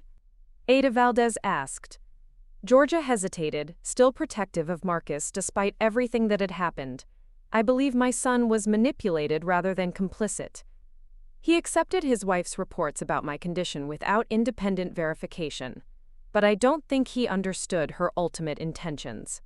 The prosecution team spent 3 hours with Georgia, testing the strength of her memory and the consistency of her account. When they finished, Adea Valdez was satisfied that Georgia would make an excellent witness.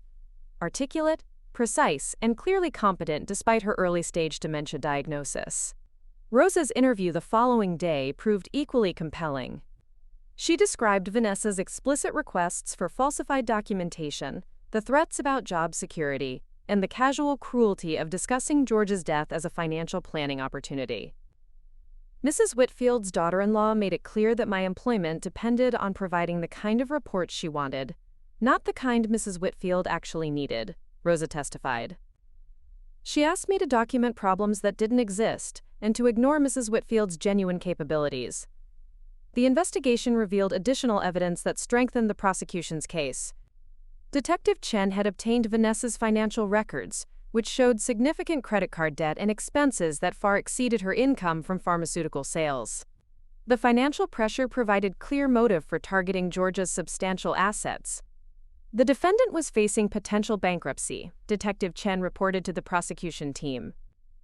Marriage to Marcus Whitfield gave her access to a family with millions in real estate assets, but only if she could gain control through conservatorship or inheritance.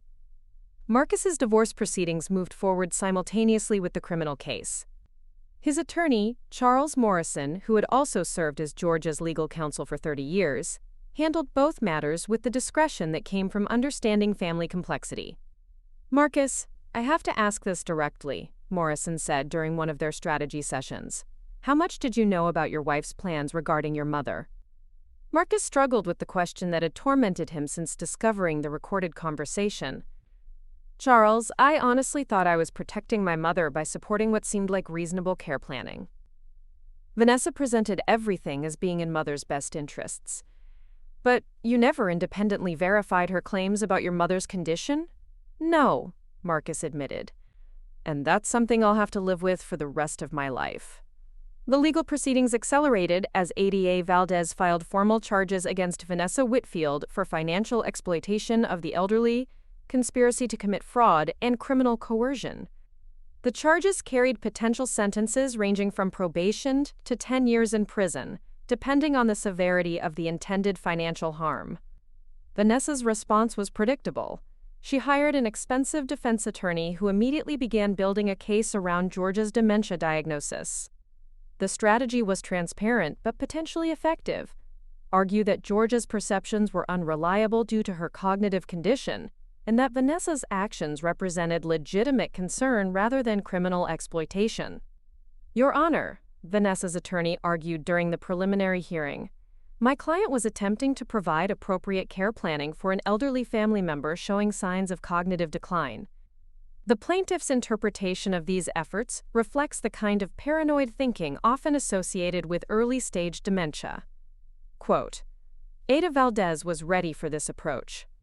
"Your Honor," the defendant's own words, captured on audio recording, demonstrate clear intent to exploit the victim financially. She explicitly discussed pretending to love her until she dies and threatened the victim's caregiver with job loss if she didn't falsify documentation. This isn't care planning. It's criminal conspiracy. The judge, Honorable Robert Martinez, had presided over elder abuse cases for 12 years and recognized the defense strategy immediately. "Counselor, regardless of the victim's cognitive status, conspiracy to commit financial exploitation remains a serious criminal offense. The defendant's recorded statements will be evaluated on their own merit." Georgia's formal testimony took place on a cold January morning, 3 months after the investigation began. She entered the courtroom with Jamie and Marcus flanking her like protective bookends, prepared to confront the woman who had tried to steal her autonomy. Under oath, Georgia recounted the progression of Vanessa's manipulation with the same precision she had once used to negotiate complex property deals. Her testimony was clear, consistent, and devastating in its detail. "Mrs. Whitfield," Ada Valdez asked, "how did you feel when you heard your daughter-in-law tell your caregiver to, quote, pretend to love you until you die?" Georgia paused, choosing her words carefully. "I felt the way anyone would feel upon discovering that someone they had welcomed into their family saw them as nothing more than an expensive inconvenience to be managed, until they were no longer a problem." Vanessa's cross-examination proved ineffective. Her attorney attempted to highlight instances of forgetfulness or confusion, but Georgia's responses demonstrated exactly the kind of mental acuity that made Vanessa's exploitation attempts so obviously criminal. "Mrs. Whitfield," the defense attorney pressed, "isn't it possible that your interpretation of these events was influenced by the paranoid thinking that sometimes accompanies cognitive decline?" George's response was sharp and immediate. "Counselor, I built a multi-million-dollar real estate empire by accurately assessing people's motivations and intentions. My ability to recognize when someone is trying to manipulate me for financial gain hasn't declined. It's been refined by 40 years of experience." Rosa's testimony provided crucial corroboration of George's account. Her professional credentials and obvious reluctance to be involved in legal proceedings made her an exceptionally credible witness. The defendant made it clear that Mrs. Whitfield's supposed incompetence was more important to document than her actual capabilities, Rosa testified. She wasn't interested in providing appropriate care. She was interested in building a case for taking control of Mrs. Whitfield's life. The jury deliberated for less than 4 hours before returning guilty verdicts on all charges. Vanessa was sentenced to 3 years in prison with the possibility of parole after 18 months, along with restitution payments and a permanent restraining order preventing contact with Georgia. As they left the courthouse after sentencing, Georgia walked between Marcus and Jamie, feeling something she hadn't experienced since James's death. The security that came from being surrounded by people who valued her for who she was rather than what she owned. "Mother," Marcus said as they reached the parking garage, "I know I can never fully make up for what happened, but I want you to know that I'll spend the rest of my life proving that you can trust me." Georgia stopped and looked at her son. Really looked at him, seeing both the boy he had been and the man he was still becoming. "Marcus, trust isn't something you prove once, it's something you build every day through small choices and consistent actions." "Then I'll start building it today," he replied. As they drove back to River Oaks through the Houston traffic that had been the backdrop to Georgia's entire adult life, she reflected on the strange journey that had led from family dinners to courtroom testimony. Justice had been served, but more importantly, truth had been established as the foundation for whatever family relationships would survive and grow from this experience. The nanny cam that had started as a tool of desperation had become an instrument of liberation, and Georgia Mae Whitfield looked forward to spending her remaining years as a free woman, surrounded by people who loved her for exactly who she was. 6 months had passed since Vanessa's sentencing, and the River Oaks mansion bore subtle signs of transformation that reflected the family's ongoing process of healing. Marcus's engineering drafts were spread across the dining room table, where he had been sketching modifications to make the house more accessible as Georgia aged, not because she couldn't manage the current layout, but because thoughtful planning could preserve her independence longer. Georgia stood at the kitchen window, watching Rosa help Jamie plant new roses in the garden bed that had suffered neglect during the chaos of the legal proceedings. The sight of 3 generations working together, Rosa as the honorary family member she had become, Jamie representing the future, and herself as the bridge between past and present, filled Georgia with a contentment she hadn't expected to feel again. "Mother, what do you think about adding a chairlift to the main staircase?" Marcus called from the dining room. "Not because you need it now, but as a proactive measure for the future." The question represented everything that had changed in their relationship. Marcus was no longer making decisions about her life. He was proposing options for her consideration. The distinction was crucial to Georgia's sense of autonomy and dignity. "Let me see the drawings," she replied, appreciating how he presented modifications as choices rather than necessities. Marcus had moved back into his childhood bedroom 3 months earlier, not because Georgia needed a caretaker, but because they both needed to rebuild the trust that Vanessa's manipulation had damaged. The arrangement was temporary. He was house hunting in the neighborhood, wanting to be close enough to help when needed, but far enough away to respect Georgia's independence. "The chairlift would be nearly invisible when not in use," Marcus explained, as Georgia reviewed his sketches. "It retracts completely, so it wouldn't change the aesthetic of the staircase." Georgia studied the drawings with the same attention she had once given to architectural plans for commercial properties. "It's elegant," she admitted, "but what's driving the urgency? Have you noticed something about my mobility that concerns you?" The directness of her question was part of their new communication pattern. Instead of dancing around concerns or accepting second-hand reports, They had committed to honest dialogue about practical matters. No urgency, Marcus assured her. Dr. Patterson mentioned that planning ahead for potential mobility changes is good practice, especially since modifications take time to design and install properly. Georgia nodded, appreciating both the medical source of the recommendation and Marcus's transparent approach to presenting it. Let's table it for now, but keep the plans current. If and when I need assistance with the stairs, we'll have a solution ready. Rosa appeared in the kitchen doorway, her gardening gloves still dirty from planting work. Mrs. Whitfield, Jamie wants to know if you'd like the new roses positioned where you can see them from your bedroom window. That would be lovely, Georgia replied, then looked at both Marcus and Rosa. I have something I want to discuss with both of you. They gathered around the kitchen table where so many significant conversations had taken place over the past months. Georgia had been planning this discussion for weeks, waiting for the right moment to address the future she envisioned for herself and her expanding family. I've been working with Charles Morrison on updating my estate planning, Georgia began. Not because I'm planning to die anytime soon, but because recent events have taught me the importance of clarity about my intentions. Marcus shifted uncomfortably, as he always did when inheritance matters were discussed. The entire experience with Vanessa had left him almost phobic about appearing interested in Georgia's financial affairs. I want both of you to understand your roles in my long-term care plan, Georgia continued. Marcus, you're my primary medical decision-maker if I become unable to advocate for myself. But Rosa, I'm naming you as my care coordinator, with legal authority to hire and supervise any additional support staff I might need. Rosa's eyes widened.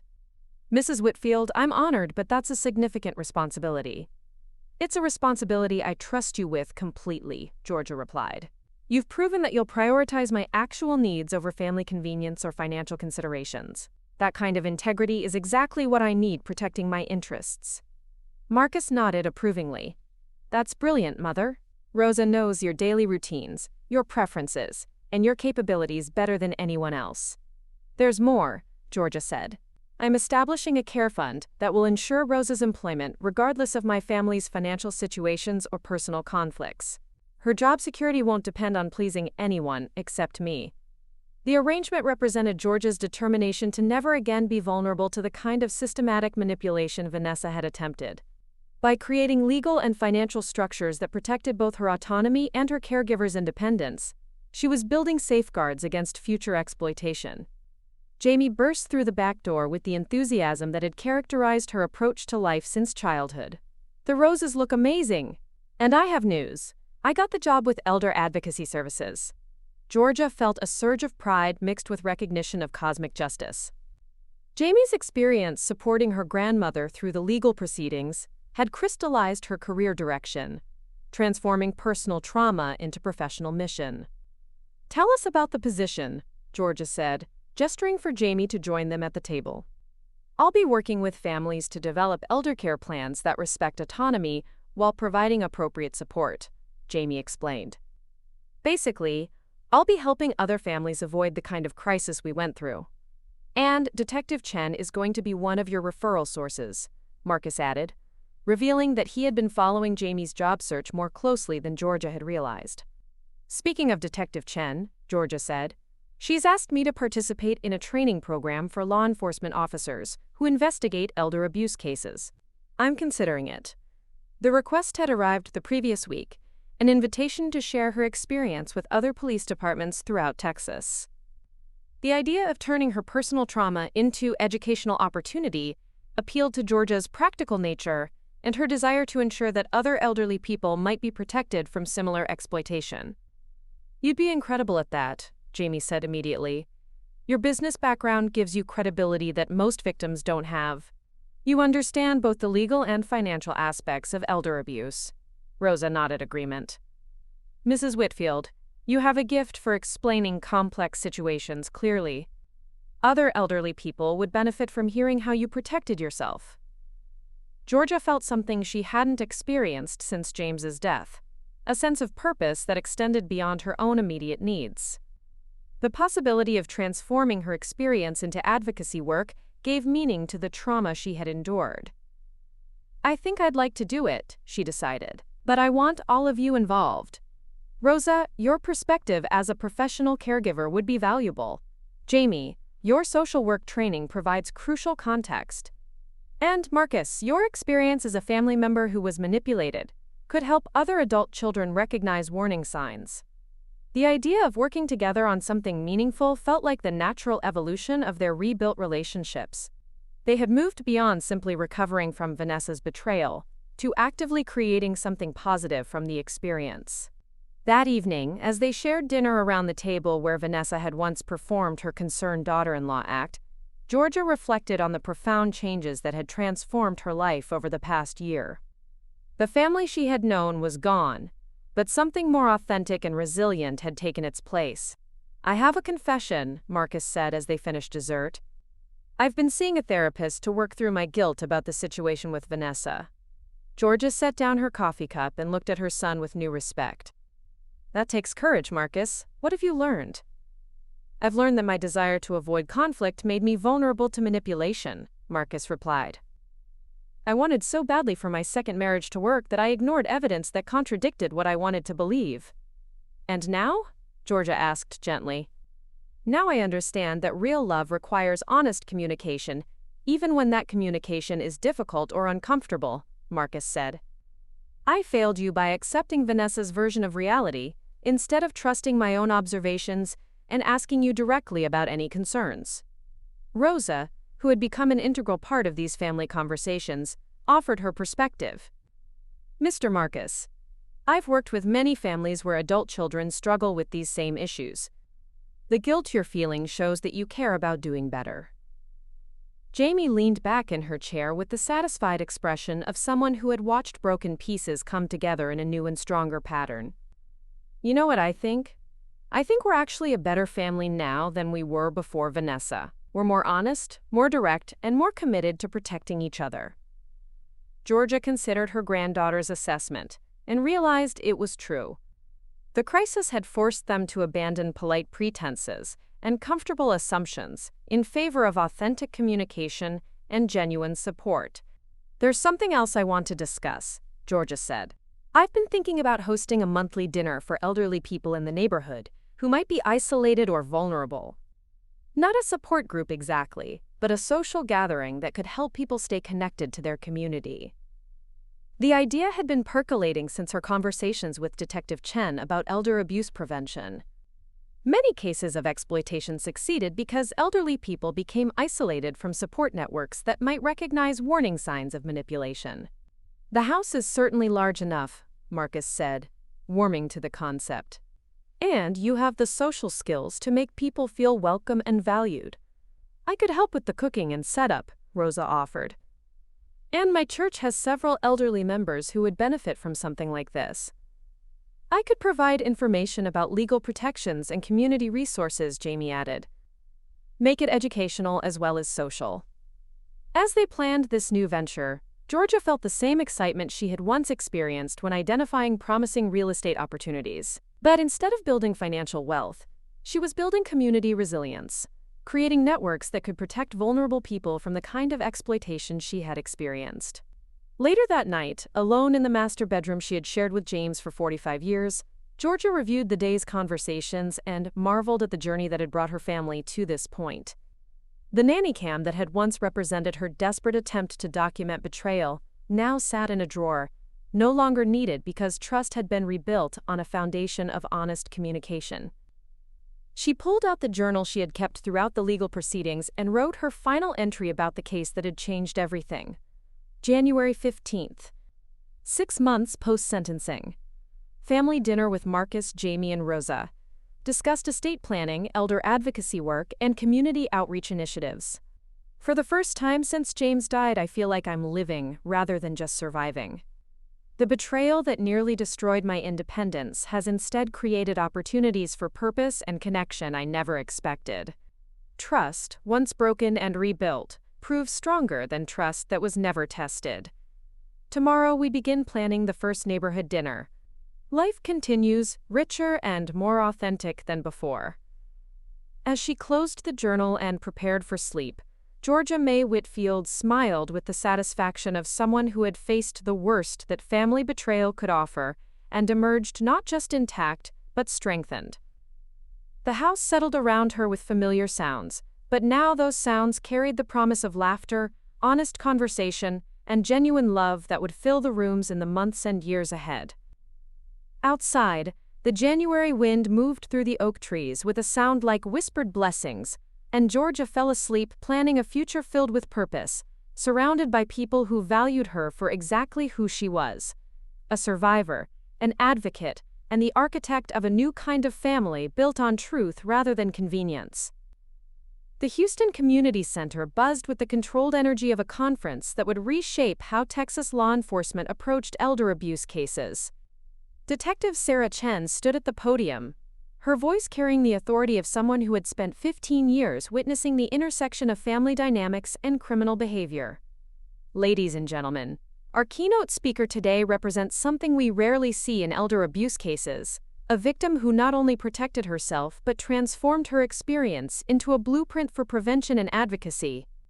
Please welcome Mrs. Georgia Mae Whitfield. The applause that greeted Georgia as she approached the microphone was respectful but restrained, the kind given to someone whose reputation preceded her. Over the 18 months since Vanessa's conviction, Georgia had become something of a legend in elder advocacy circles, the 73-year-old woman who had outmaneuvered a sophisticated exploitation scheme using nothing more than strategic thinking and a $20 nanny cam. "Thank you, Detective Chen," Georgia began, her voice carrying easily to the back of the auditorium filled with police officers, social workers, and elder advocates from across the state. 18 months ago, I thought I was losing my mind. Today, I know I was losing my family. Or rather, discovering that the family I thought I had was largely an illusion built on manipulation and financial calculation. She had given variations of this speech dozens of times now, but each telling revealed new layers of understanding about what had happened and why it mattered beyond her personal experience. The first thing I want you to understand is that elder abuse rarely looks like what you might expect. My daughter-in-law wasn't a stranger who targeted me for financial gain. She was someone I welcomed into my family, someone I trusted with access to my home, my routines, and my vulnerabilities. The betrayal was intimate and systematic, which made it both more devastating and more difficult to recognize. In the third row, Marcus sat beside Jamie and Rosa, listening to his mother describe the experience that had nearly destroyed their family while simultaneously creating the foundation for something stronger. The past year and a half had been a journey of rebuilding trust, but also of discovering reserves of strength and purpose that none of them had known existed. The recording that ultimately saved my independence was captured by surveillance equipment I installed myself, despite having no technical background and considerable frustration with modern technology. I want to emphasize this because many of you work with elderly people who believe they can't learn new skills or protect themselves using unfamiliar tools. Georgia clicked to the next slide in her presentation, showing a photograph of the small nanny cam that had changed everything. This device cost $19.99. It required no special installation, no monthly fees, and no technical expertise beyond following basic instructions. The lesson here isn't about technology. It's about refusing to accept helplessness as an inevitable consequence of aging. The audience, primarily law enforcement officers and social workers, listened with the attention of professionals who understood they were receiving practical intelligence that could be applied to their own cases. I want to share the specific pattern of behavior that preceded the explicit threats captured on recording, because understanding this progression can help you recognize similar situations before they reach crisis points. Over the next 30 minutes, Georgia walked the audience through Vanessa's systematic approach, the establishment of credibility as a concerned family member, the gradual introduction of concerns about Georgia's competence, the attempts to recruit professional caregivers as witnesses to supposed decline, and the pressure on family members to accept secondhand reports rather. The beauty of this strategy from a predator's perspective is that it weaponizes the target's own family against them. My son genuinely thought he was protecting me by supporting what appeared to be reasonable care planning. The manipulation was so skillful that loving concern became the vehicle for exploitation. During the question and answer session that followed, a detective from Austin asked about the role of professional caregivers in preventing or enabling abuse. That's an excellent question, Georgia replied, and I'm fortunate to have someone here who can provide the caregiver's perspective. Rosa approached the microphone with the same dignity she brought to all her professional interactions, though Georgia could see the nervousness in her posture. Public speaking wasn't part of Rosa's usual job description, but her insights had proven invaluable in the training programs they had developed together. When Mrs. Vanessa asked me to document problems that didn't exist, she put me in an impossible position, Rosa explained to the audience. I needed the job to support my children, but I couldn't participate in harming someone I was supposed to protect. What saved me was Mrs. Whitfield's own strength and the clear evidence that contradicted what her daughter-in-law was claiming. How can law enforcement better support caregivers who witness potential abuse? Asked a social worker from Dallas. Rosa considered the question carefully. Create safe ways for us to report concerns without automatically losing our employment. Many caregivers see problematic family dynamics but fear speaking up because we're economically vulnerable.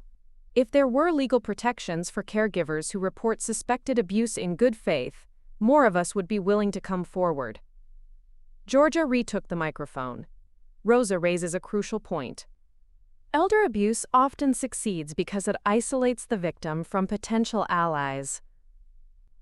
Professional caregivers, neighbors, friends, anyone who might recognize manipulation, are systematically discredited or intimidated into silence.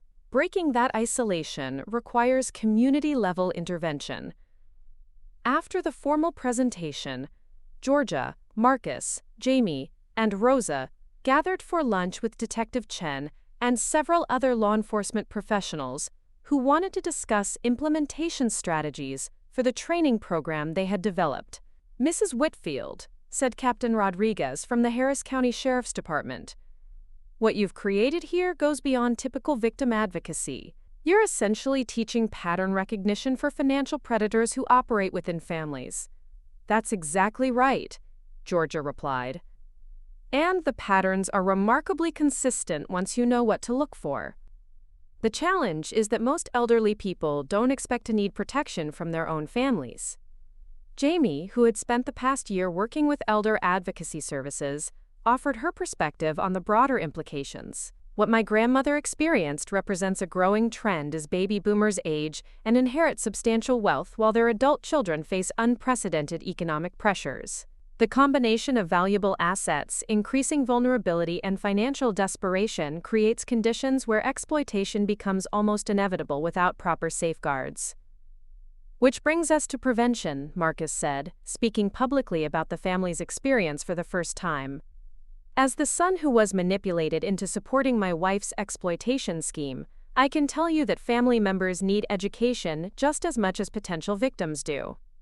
The conversation that followed explored the development of educational materials for adult children of aging parents, resources that could help them distinguish between legitimate care concerns and manufactured crises designed to justify premature loss of autonomy.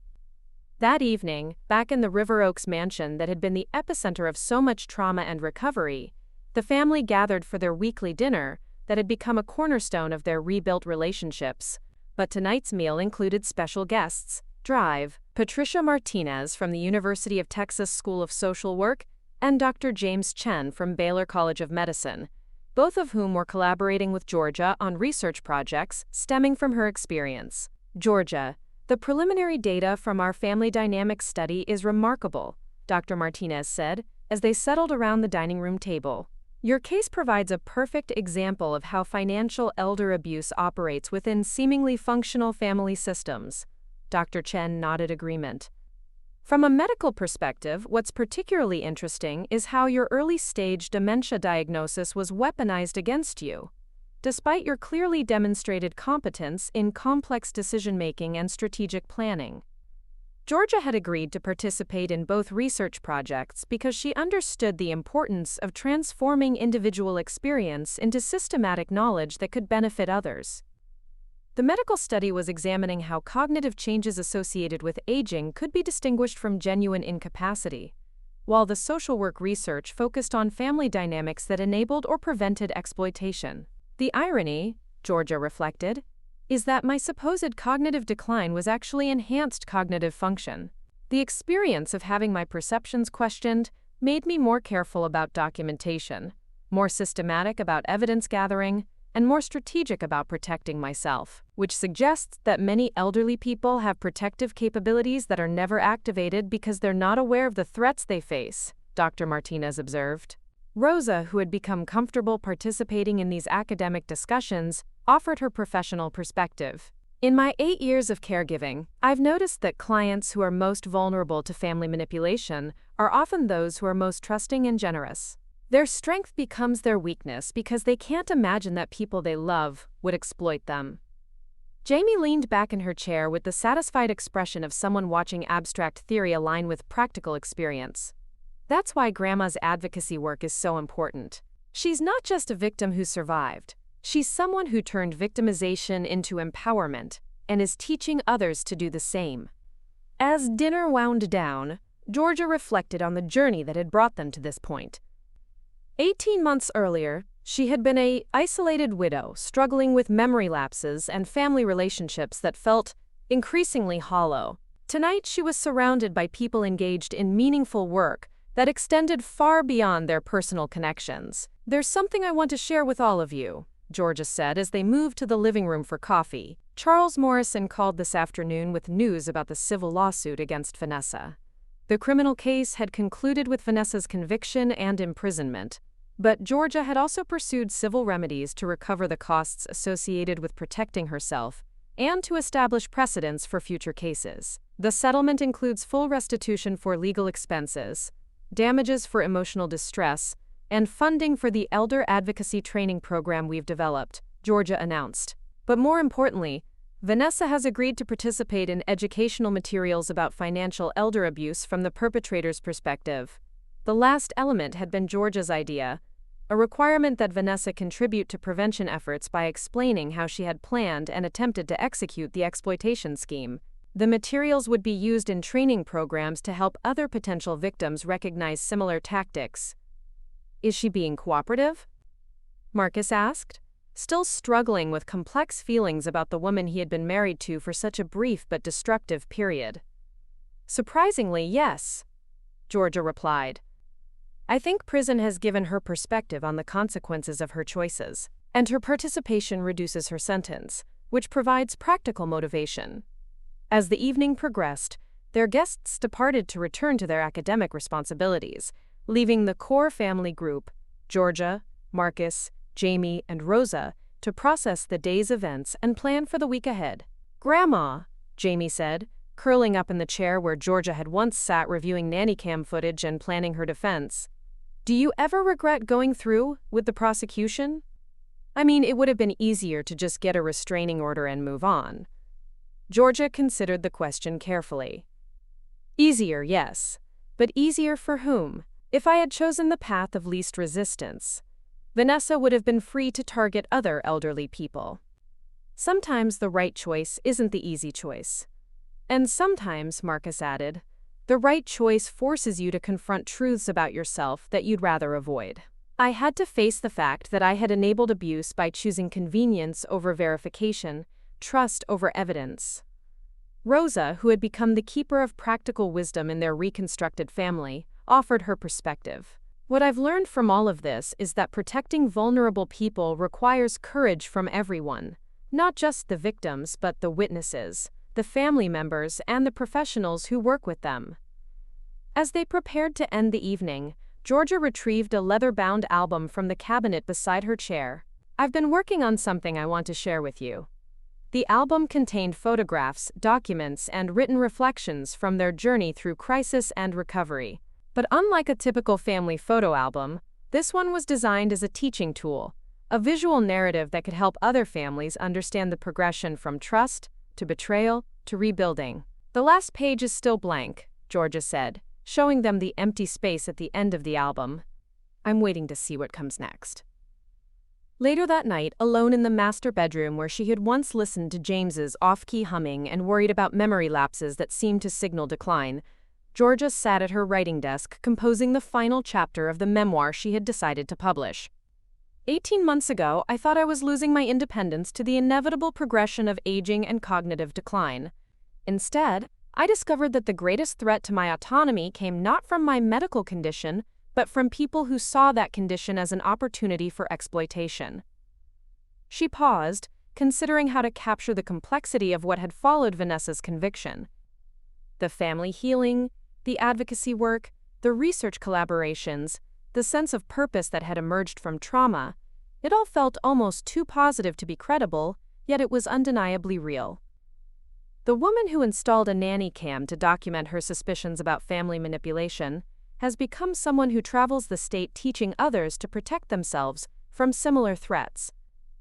The son who was manipulated into supporting an exploitation scheme has become an advocate for adult children who struggle to balance respect for their parents' autonomy with genuine concern for their welfare. The granddaughter who helped operate surveillance equipment has launched a career dedicated to elder advocacy, and the caregiver who chose professional integrity over job security has become a spokesperson for the ethical treatment of vulnerable adults.